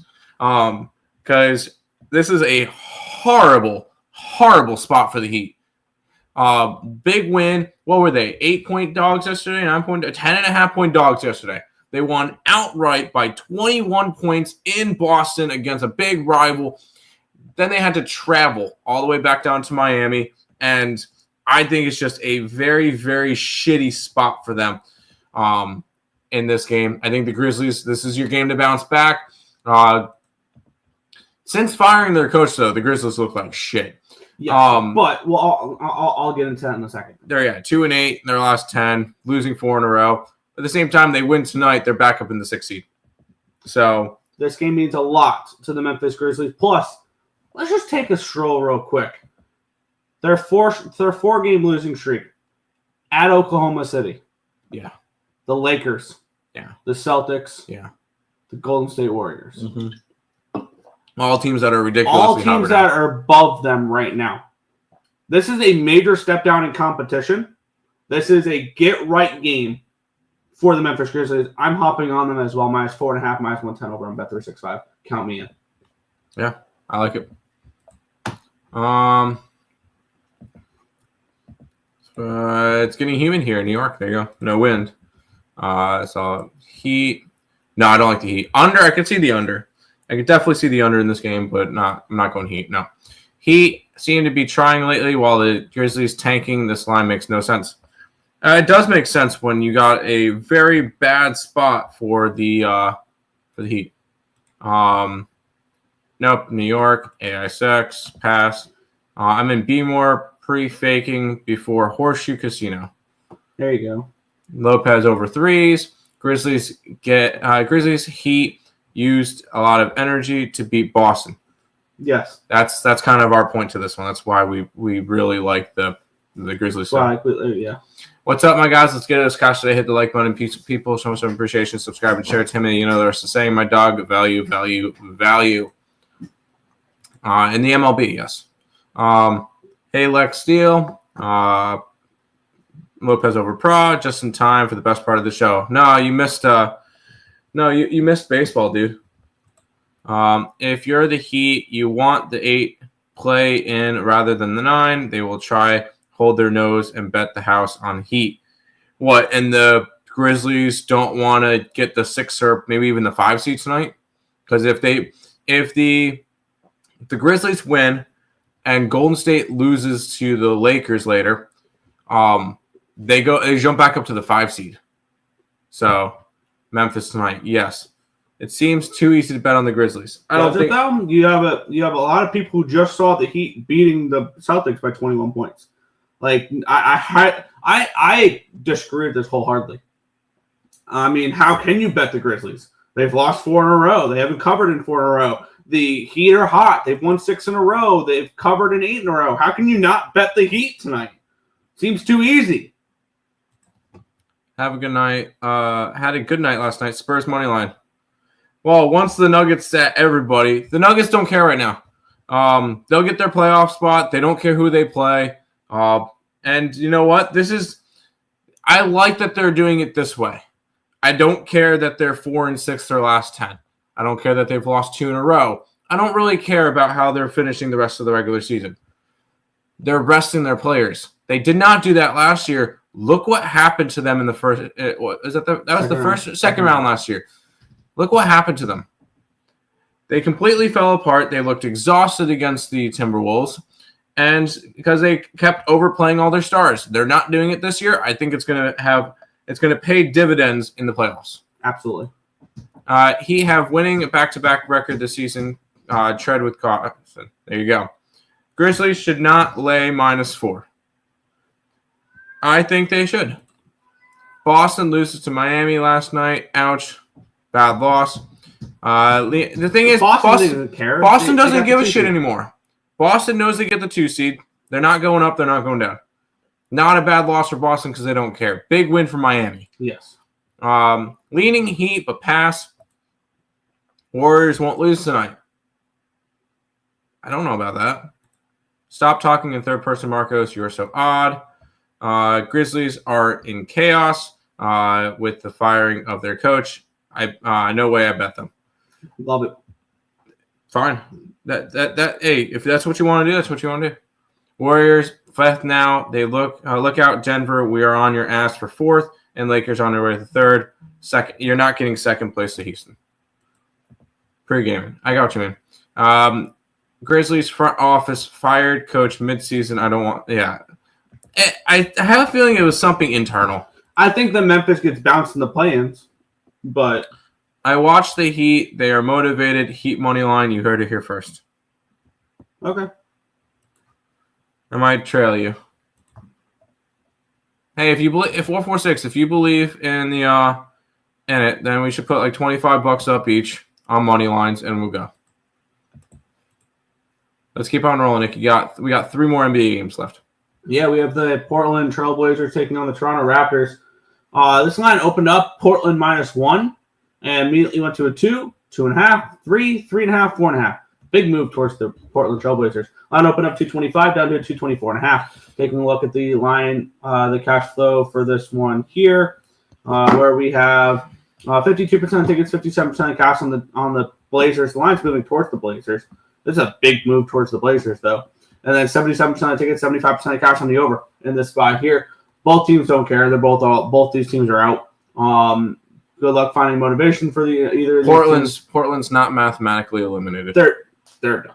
They're done. Yes, I know, but they're not technically mathematically eliminated yet. They're coming off of a win and snapped a 4-game losing streak in their last one there. Should Portland take care of business in this game? Should. Yes. Should they be laying 3.5, 4.5 points on the road? No. I don't know. This is an easy stay off for me here. Not enough of an angle for me. I remember we looked at Portland's schedule. They played Toronto, who is mathematically eliminated, Chicago, who's already in their spot, San Antonio, who's eliminated, Utah, who's eliminated, and then Golden State and LA when they're probably sitting players. They have winnable games coming up, but they're not. They can realistically go 6-0 to finish the season and still not make the playoffs. Play-ins. Just because unless we see 3 games behind Sacramento. They can go 6-0 and they would need it 3-3 from Sacramento. I don't really see that happening, but I'm not interested. 1-800-GAMBLER. I moved on. Yeah. Portland's not 100% dead. They're not, but mathematically they're not dead, but they're pretty much dead. They need Sacramento to fall off the face of the earth, which I want to take a look at Sacramento's schedule when you go over to the chat. Sacramento gets Charlotte, then Cleveland, Detroit, Denver, LA, and Phoenix. Grizzlies play absolutely no defense. I cannot I can't not believe it's 4.5. I don't care if they beat Boston. Yeah, put 45. Put $25 on it. With me. You take the Heat money line. I'll take the Grizzlies money line, and we'll roll. Yeah, or you broke. Blazers smash. 446. I put the bet out there. You tell me whether or not you want it. This one's gross, Nick. Yeah, let's get into it. We have the Minnesota Timberwolves 13-point road favorites in this game with a total of 215.5. Take a look at the line history in this one here, where we have the line opening up at 12. It's now at 13. Line opened up to 18. It's down to a 215.5. So move towards the under and a move towards the Timberwolves. We have 62% of tickets, 72% of cash on Minnesota. Line moving slightly towards them. 81% of tickets, 80% of cash is on the over. The line's moving towards said over. Actually, no, it's moving slightly towards the under. Minnesota, 3 straight wins. They had a day off after that double overtime game against Denver in altitude. Now but on that day off, they went travel from Denver to Brooklyn as they start a road trip here, where they'll play Philadelphia, Milwaukee, and Memphis coming up as well. I have no interest in laying this number with the Timberwolves on the road like this. Timberwolves have been decent on the road, 21-16. They're playing a Brooklyn Nets team, though, that as big dogs, they're feisty. They won outright last game as 10-point dogs, the Brooklyn Nets. I was on Brooklyn in that game. So it looks like they're not playing out the strings as much as other teams are. They're 7-3 ATS in the last 10 games, telling me they're a little undervalued at the moment. This is Brooklyn or no bet for me. But if I go into tonight's card with just the Grizzlies, I'm not mad at all. Maybe I might add a play in the last game. I think I'm going to end up betting the last game. Other than that, I'm not going to really be too interested in anything in this game. So I'm going to make this one quick. I want to pass on this game. Fair. That's it. I think I might move on this last game. 446 has never shown money. He talks all this money, but have not seen a single dollar, right? Portland lean, pass, maybe lean Brooklyn. Did you review Chattanooga or don't care about it? What are your thoughts? Asking for a friend. Try to see. I like Irvine. Like that's a team that we made some money on this year. Question is the line too big? 3.5. I have no cash flow on the spread. Public's on the Irvine money line at 90% of the tickets, 68% of the cash. This feels like Chattanooga spread could be the look, but I did not cap the game, so don't quote me on it. Honestly, if I'm looking at anything in college basketball today, I kind of want to look towards Nova. -6 versus USC. That spot kind of talks to me. Nova late in the night, but I don't really. Does Nova care? More than a USC team. Sure. See, the NIT smaller conferences like to play in. Like, look at the teams that are playing in it right now. For today, UCF, who used to be in the American, Cincinnati, who used to be in the American, Chattanooga, small school, Irvine, small school, Villanova, small school, USC. You do the math. And then last night, Butler and Boise State played, Nebraska and Georgetown played. Like, I look at that and go, interesting. Those are because the NIT is for small schools. And I love the NIT. I haven't really paid attention to it this year, but Timmy better stay for hockey. I'm going to, but I'm not sure how much I'm going to end up betting. How big is the card for hockey today? 9 games. So I have no money, but I'm down 4K. Damn, I wish I had no money. All right, coward. Yeah, you never donated or bet with the show. You just watch every day, which is fun. But you have a lot of talk for no backing it up. Coyote, I love you. Damn, I must go for business. Enjoy all kisses to everyone. Yeah, bye. Nets. Rudy Gobert over points. Almost done with Trash Cabal to get to the coolest part of the show. Yeah, 446 is all talk. I agree. Been riding UC Irvine one more time. Did anyone have Wizards money line last night? No, I didn't bet it. All right, Nick, final game of the NBA card. Yeah, and I'm going to look at money lines for this because the spread, I mean, yeah, it's close enough for this. Let's talk about it. The LA Lakers and the Golden State Warriors game of the night, arguably. Yeah. Line opened up minus 125 for the Lakers, down to a 120. They get up to 135 at one point. Line opened up 133.5, down to a 229. So a move towards the under and a move towards these Warriors. On the for the cash flow in this game, we have 58% of the tickets, 61% of cash coming on the Lakers, 66% of tickets, 78% of cash on the money line for the Lakers. Well, I'm moving towards the Warriors. So 86% of tickets, 87% of cash is on the over here as well. We have Golden State coming in playing well as they are looking to finish up their road trip with a win. They had yesterday off, traveling back from Memphis. And this is, I mean, yeah, it's a road game, but they probably were able to sleep in their own beds tonight. Yeah. Or last night. So they're back from their road trip, per se. And they get the Denver Nuggets tomorrow as well, Golden State at home. So that's something to keep an eye out on as well. The Lakers do get the Pelicans tomorrow. Lakers are off of back-to-back wins against Memphis and Houston. Golden State's been playing well right now as well. The line's moving towards the Lakers with the money. Or my bad. The line's moving towards the Warriors with the money coming in on the Lakers. This feels like Golden State or no bet, doesn't it? I am on Golden State. By the way, real quick, I just wanted to quickly kind of throw it into perspective. These two teams are 338 miles away from each other, so probably they did stay in San Francisco. They were probably not in LA yet. Fair. Or sorry, they are probably in LA. They're not in San Francisco. This is truly the last game of the road trip. Honestly, these are two teams that are going to be jockeying for position. If the Lakers lose this game, all of a sudden, the Nuggets are a half game ahead of the Lakers, and the Warriors will be a game behind the Lakers. So the Warriors are making their way up. The Warriors have looked good since the trade, since the Jimmy Butler trade. He's definitely helped them out.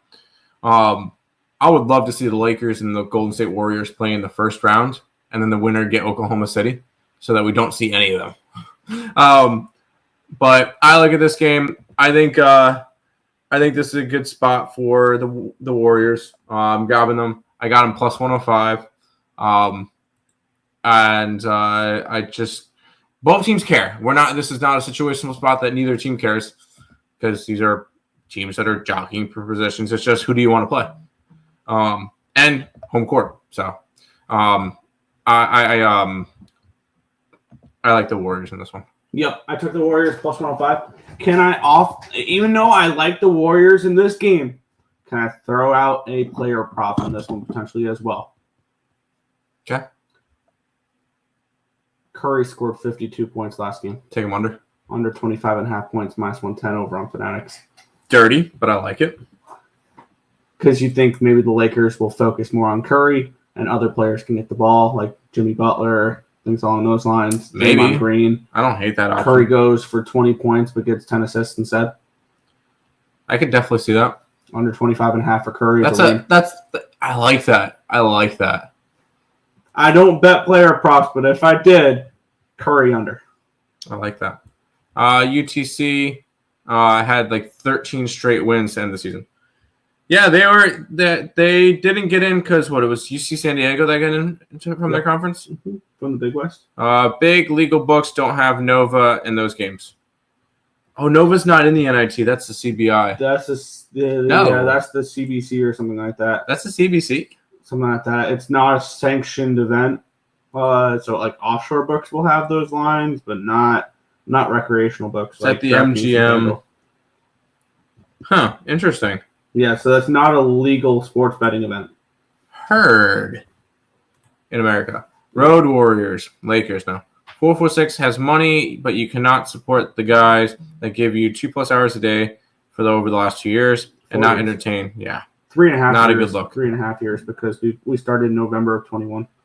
Chattanooga and Irvine were probably the top teams in their conferences. I just like Irvine overall throughout the season. Bet them more than Chattanooga this year. Fair. Must win for Warriors. I don't really see either of them as must-win games. It's jockeying for position. It's at this point. Actually, it's more important for the Warriors to win this game just because if they lose, they're tied with Minnesota, Clippers, and Memphis. Memphis will depend on the night, but only play as the Lakers. I want to see Denver Laker first round. No thanks. Oh no, that's fine. The Nuggets are going to take care of them, but Luka over assist. Warriors, where Jimmy has been a different animal, different beast, but the same animal. Coyotes. Golden State might get in, but then the Luka LeBron combo is tough. This shit will be a good watch. I will watch none of it. Yeah, we bet it as is. Volatility seems higher in the NBA than the NHL. Yes. Warriors dark horse to win the West. No. Luka, LeBron versus Curry, Green, Butler. Road Warriors is Reeveson. I think so. I want to see Denver, Minnesota, so Wolves can pull them out again. Because you're scared? Because you're scared of having to play them again? The Mocs were going to get choked, slammed by the Anteaters today. Luka, LeBron, Reeves, this will be a tight game. No, they won't, Tim. 4-3 LA over the Nuggets. Sure. We'll go with that. Hockey, Nick. Let's get into it. And this is another time of year where both the NBA and the NHL are very similar right now. I think the NHL is a little bit deeper into their season because I think that there's 80. They play 82 games, and this is game number 75 for the Tampa Bay Lightning, and it's game 74 for the Ottawa Senators. So they have 7 and 8 games left in the season, these two teams. The Tampa Bay Lightning, they are playing really well right now. 4 straight wins. Granted, they knocked off Pittsburgh, Utah, Islanders, 4 games against teams that are not making the playoffs. But this is a Lightning team that is fighting for something right now. On the flip side, we have Ottawa, who are coming in off of a loss against Buffalo in their last game, 5-2.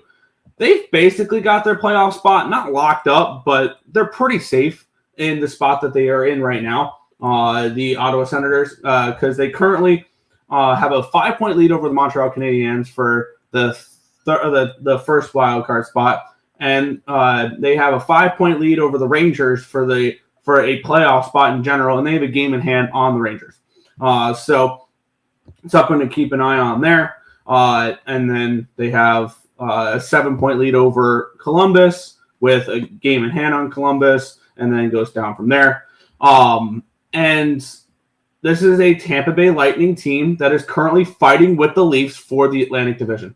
And the Leafs got the win last night, and the Leafs lead the Lightning by 3 points with a game in hand. And I need to take a look. Do these two teams have a game against each other? I don't think so. They do. Oh, they do. April 9th in Tampa Bay, Lightning and Leafs. That'll probably decide the Atlantic Division, that game. Because I think Tampa Bay runs through Ottawa right now in this game. The way Ottawa's playing, and Tampa has more to play for right now. And they're hot, and they're playing well. This has got to be Tampa Bay or no bet for me in this game. And I'm seeing 135 over on ESPN Bet. Or do I go for a little bit of a score at the -1 line? -135, 180. I'm going to go for the score in this game. Rather than laying $1.35 with the Lightning, it's 135 and 180. Plus 119 on the -1 line. Give me Tampa in this game. I think that they get another win against this Ottawa team, a team that they've owned this year. Yes, I know it's tough to beat a team 3 times, This is a Tampa Bay Lightning team I'm not stepping in front of right now. And I will go ahead and back them in this game here. Lightning -1 plus 119 for me. I look at this one. We got a Toronto team that's already clinched a playoff spot. Teams that have clinched playoff spots include Maple Leafs, Capitals, Hurricanes, Jets, Dallas, and Vegas. Eliminated teams include Kraken, Predators, Blackhawks, and Sharks. No team has been eliminated in the Eastern Conference yet. Nope. But there will be soon. I looked at this one. This could be – you always see Ottawa kind of put up a fight against That's against Toronto. That's against Toronto. I'm thinking Toronto. My bad. I'm probably not betting a whole lot in the NHL. Let's be completely honest. NHL is not my thing. I have not been good in the NHL when I bet it this year. There will be certain spots that I think, ooh, this could be good. This is not a game that I feel like I need to get involved with. Yeah. And I probably will end up taking the Maple Leafs when they play against Tampa Bay later. I will not. I know you won't. I won't. But it's not the playoffs. It's regular season. I will be on the next team as well that we'll talk about. This is definitely another motivational spot. Let's try to run through these. The sanctioned event is BS. Books probably lost so much money. Tampa Bay. Tampa team total over. LO, that would be hilarious if the Lakers got eliminated in the first round after. Yeah, right. They can't stay in fourth, Tim, so they'll probably play. They'll probably lose to Oklahoma City in round 2. You're Denver. You don't think Denver can stay at number 3 and then play the Rockets in the first round? I'm out. See you, Marcus. Hagel assists, Genzel assists, Kucherov points, Braden points. Oh yeah, I forgot. I forgot my lays: Bolts and Preds, Bees and Prens, Abs and Flames, Utah and Jets. Bees and Pens. Oh boy, I'm promising you I'm against both of those. Damn, I'm gonna probably be on a lot of NHL today. This is blasphemy. Good luck, dude. It's the over. Tampa Bay puck line in regulation. Over in the Tampa Bay game. Shame on you, Isaacs. Avs just -142. Bolts -142. Fishy lines. I won't say fishy line on the Bolts game. I think that's line's right. Ottawa's playing fine, and Tampa Bay's on the road. Not to mention both teams are on the road. Because Colorado's on the road too. On a back-to-back. Yeah. After an overtime game. Isaacs, Tampa. I like Blues and Habs. I will be on both. What did I do? The streak might get snapped by the dusty, flightless Birds, but Blues tonight, no matter what. Oh, I'm puck lining the Blues. There you go. That's not a question. Nick, NHL record. Fuck. Yeah. I will count on Nick's years off hockey capping and experience. Yeah, this year's been terrible though. Tampa puck line, Kucherov point, Braden point.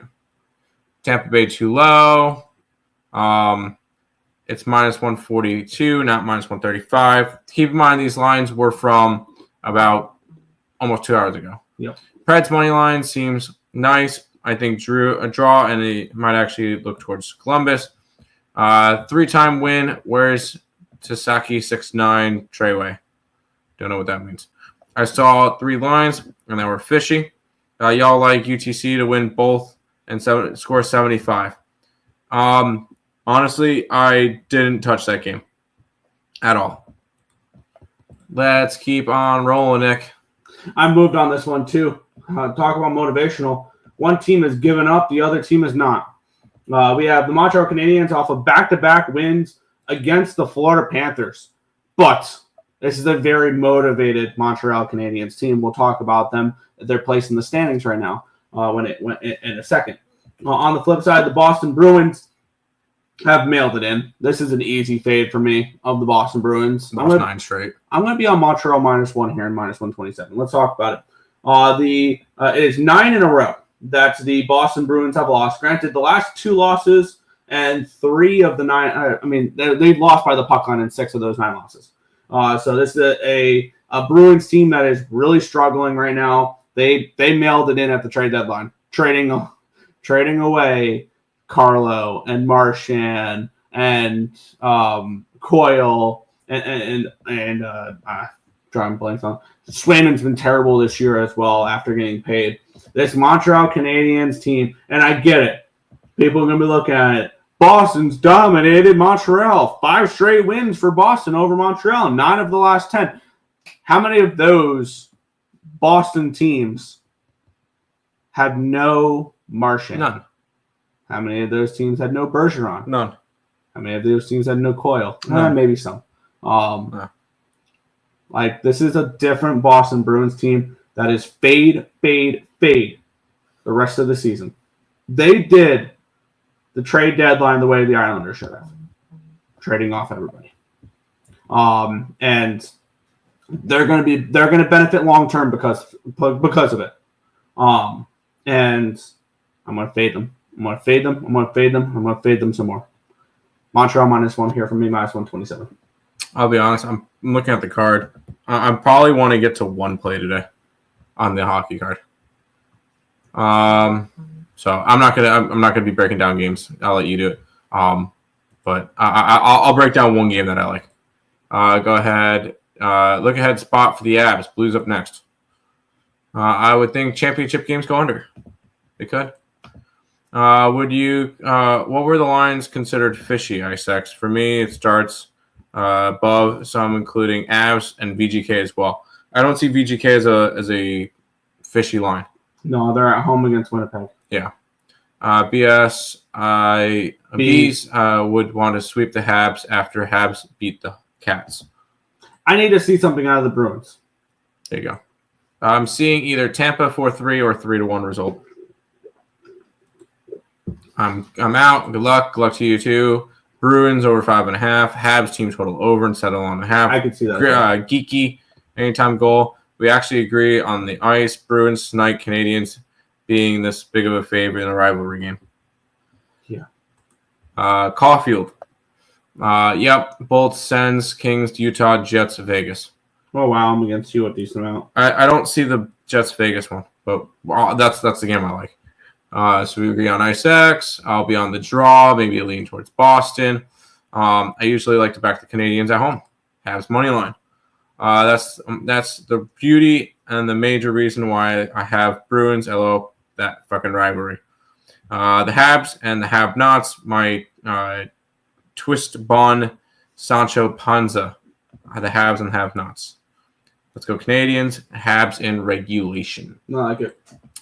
All right, Nick, let's keep on rolling. Got the Colorado Avalanche and the Columbus Blue Jackets, 6.5 total. Avalanche, 135 faves. Yeah, I mean, the Avalanche are coming in on second half of back-to-back. They played a shootout game last night against Chicago. They were -400 favorites. This team looks very lackluster right now when you look at the Colorado Avalanche. And on the flip side, we have a Columbus team that's playing better. They took care of business against Nashville, as they should have. They've now won 3 of their last 4 games. Granted, 2 of them were in shootouts. And they're a dog in this price. And I understand why. I understand why they're a dog because Colorado is an awesome team. And they are going to obviously make the playoffs. They're going to win a round. They're going to beat Dallas in the first round of the playoffs, the Colorado Avalanche. I'm sticking my flag there. So don't be surprised when the playoff series odds come out. And I bet the Colorado Avalanche to beat the Stars. But with that being said, the Avalanche are currently 6 points behind the Stars with 2 games, with the Stars having 2 games in hand. And then for the wild card, they're 7 points up on the Wild with no games in hand. So the Colorado Avalanche are going absolutely nowhere in the standings. They are going to finish in the Central 3. They're going to start the series on the road against the Dallas Stars, and they're going to beat them in 6 games. On the flip side, you have the Columbus Blue Jackets, who are fighting tooth and nail to make the playoffs. They are currently 2 points behind both the Rangers and the Canadiens. They have 2 games in hand on the Rangers. They have a game in hand on the Canadiens. With a win tonight, they are tied with the Canadiens if the Canadiens lose in regulation. But they won't be losing that game in hand tonight because the Canadiens also play. This is Columbus. This is Columbus for me. And now is the time of the year where we're going to start backing teams that care. Pretty plain and simple. The Avalanche have no motivation in this game. It's a back-to-back. They just played a shootout game last night. They look lackadaisical in that game. And the Columbus Blue Jackets are going to try to claw their way into the playoffs this year. I'm going to back them here in this one. Columbus plus 125 for me. Yes, I'm going to have action in the first 4 games of the card. There you go. Try to keep running through these because we're almost at 2 hours. Yep. Columbus draw spot. You could definitely see a draw because both these teams don't care about both these teams don't care about the other teams getting points. And you'll see definitely if it's tied late in the game that Columbus will be very conservative. Love the Avs playing the big fave look ahead spot to Columbus.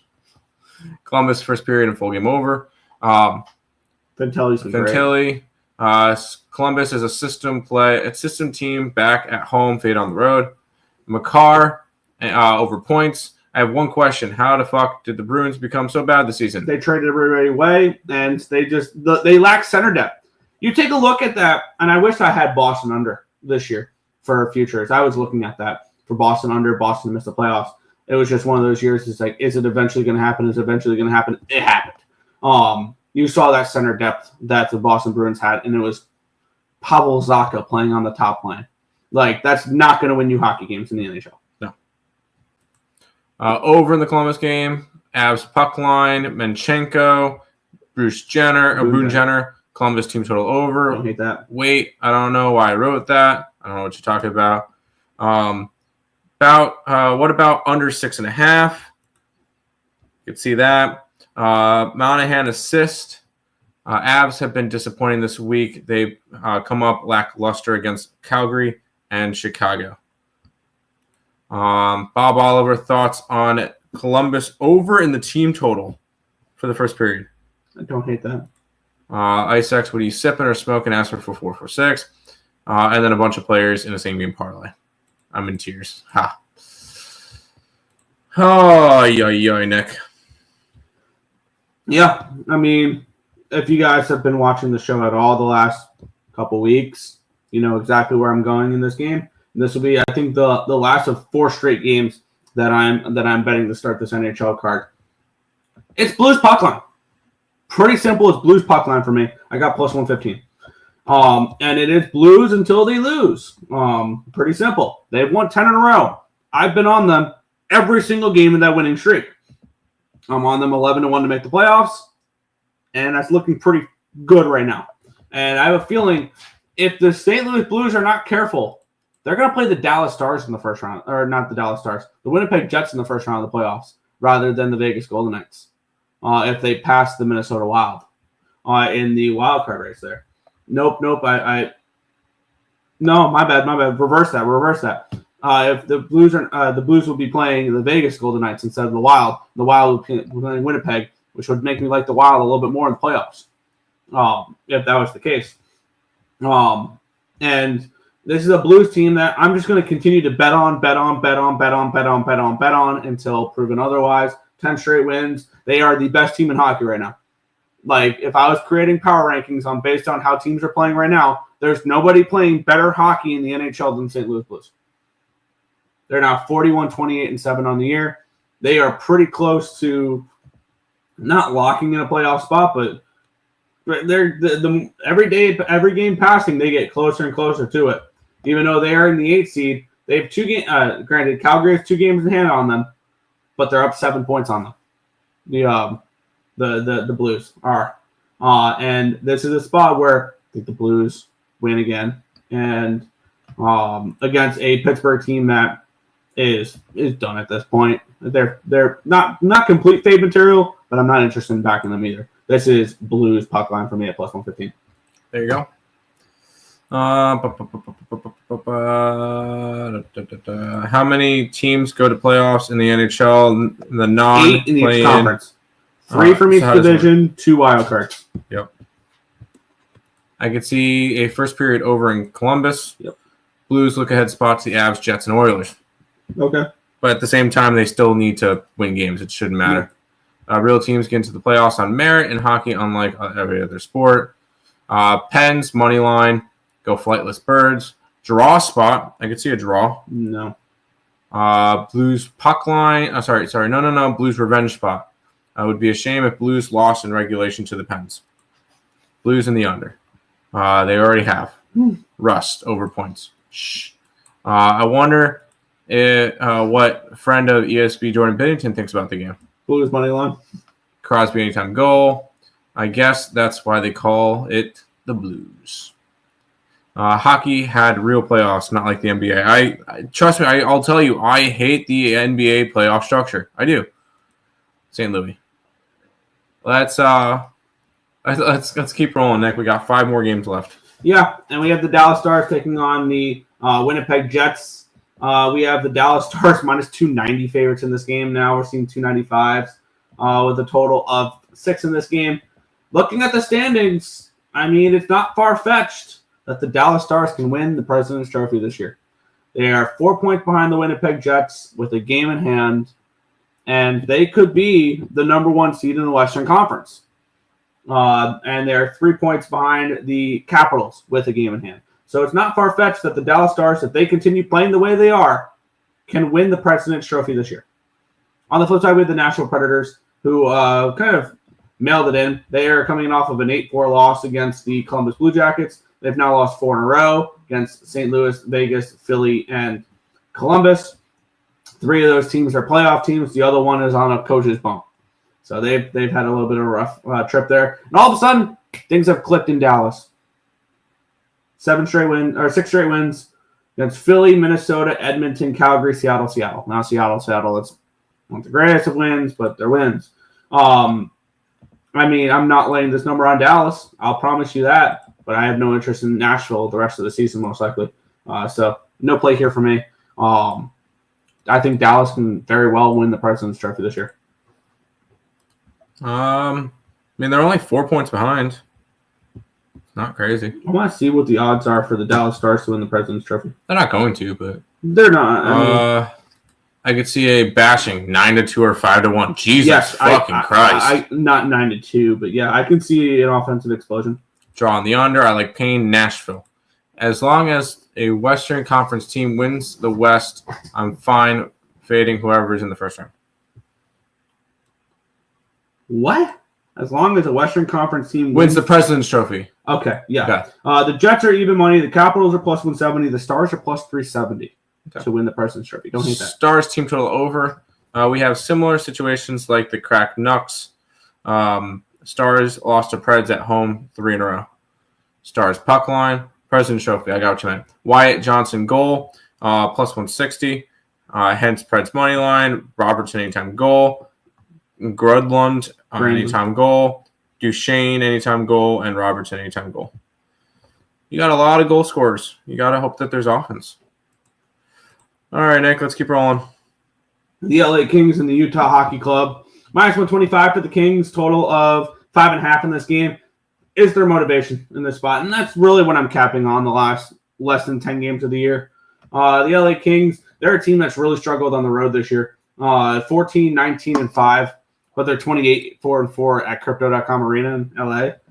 This is a team that desperately needs the home ice advantage in the first round of the playoffs. Does that create desperate measures here for them? Maybe. They're coming off of a nice 4-1 win against the Winnipeg Jets at home. Now they hit the road, though, where they've struggled. The Utah Hockey Club are coming in off of a 3-1 win against Calgary. That was a terrible spot for Calgary more than it was a good spot for Utah. I was on Utah in that game, but it wasn't because I wanted to back Utah, it's because I wanted to fade the Flames. Utah currently 9 points behind the Blues with a game in hand. They're most likely not catching the Blues. No. And on the flip side, the LA Kings currently lead the Edmonton Oilers by 2 points for the 2 seed. Really, I think what this is deciding, whether or not like the Kings pass is staying ahead of the Oilers. Here's the way the playoff series is going to go. If the Kings are the 2 seed and they get the home ice advantage, Oilers in 7. Mm-hmm. If the Kings are the 3 seed and the Oilers get the home ice advantage, Oilers in 5. You don't think the Kings have a shot either way? I don't think the Kings win the series, no. Okay. This is a team that's owned them in the playoffs. Yeah. And maybe this is the year they break through. The Oilers do look like they have some cracks in them, and it looks like losing Fogle, losing Holloway on their depth is a problem. Mm-hmm. Now, Kings are obviously motivated in this game. However, do you want to back the Kings away from Crypto.com Arena? The answer is no for me, pretty plain and simply. But it is Kings or no bet. There you go. I'm still going to stick with – I got one game that I like, and one game I'll talk about. It's not here yet. Nashville is going to give their coach one more year before firing midseason. Jesus Christ. I can see that. Isn't that sad? Isn't that crazy? Yeah. Ice X and Untouchable said Preds. Someone do a wellness check. No, they agreed. Dallas has a lot of ex-Preds on their team. Well, this is a big money line spot. Aren't those for the faint of heart? Ice X, don't bring that SNM here. It's a family show. Utah Hockey Club puck line. Let's keep on rolling, Nick. This is a game I like. And you talk about motivation. Here's a spot. The Calgary Flames are motivated. This is a Calgary team that if anybody in the West is going to catch the St. Louis Blues for the last playoff spot, it's the Flames. They are currently 7 points behind the Blues, and this is a must-win game for them. They have 2 games in hand, and they're not going to lose a game in hand tonight because the Blues play as well. So they'll continue to have that game in hand, the 2 games in hand on the Blues heading after tonight. We have the Anaheim Ducks, who are out of it. They are 15 points behind the Blues, but they do have 2 games in hand.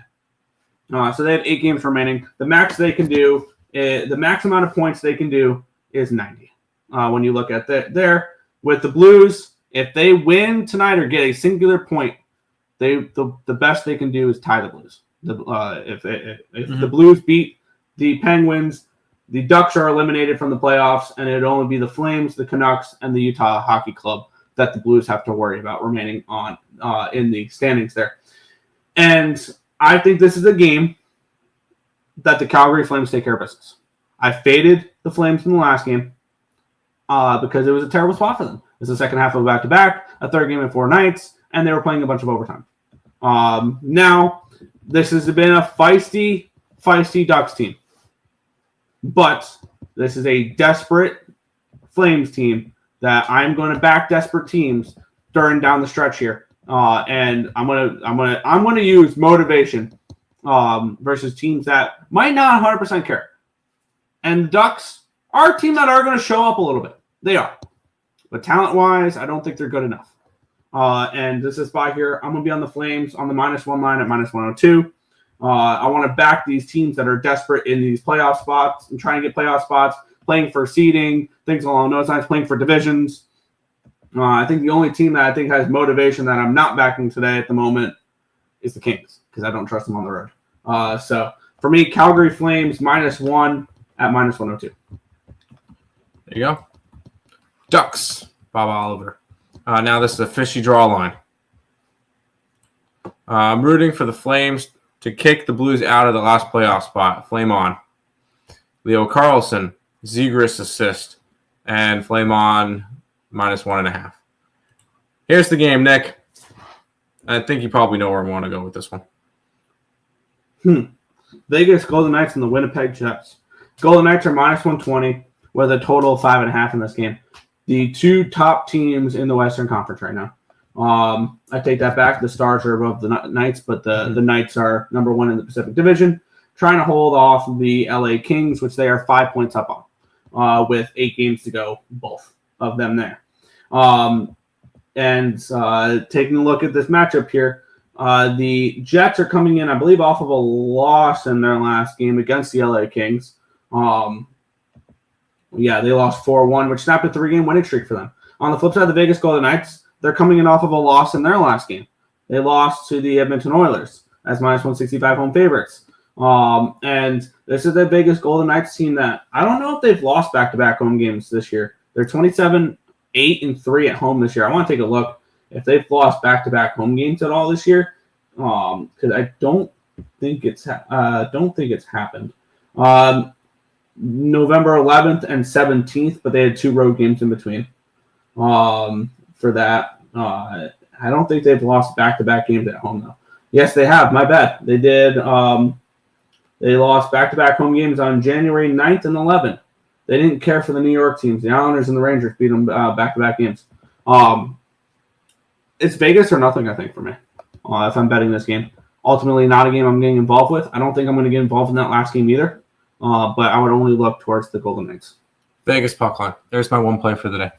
And you can get it at plus 200.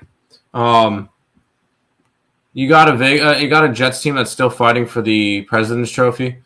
I think Vegas can pretty much clinch the 1 seed soon. So they could be fighting for that still. But you know me, I like this Vegas team. I have Vegas futures. I think very highly of Vegas. That's it. Because I look at it, in the first round, especially if they get the Wild in the first round, I'm very excited for that. A beat-up Wild team. I think Kaprizov and Eck are going to be back for the playoffs. And if that's the case, the Wild are alive. If that's the case, I think this is going to be a year I of will mayhem. say I'd rather see Vegas play the Wild and the Blues.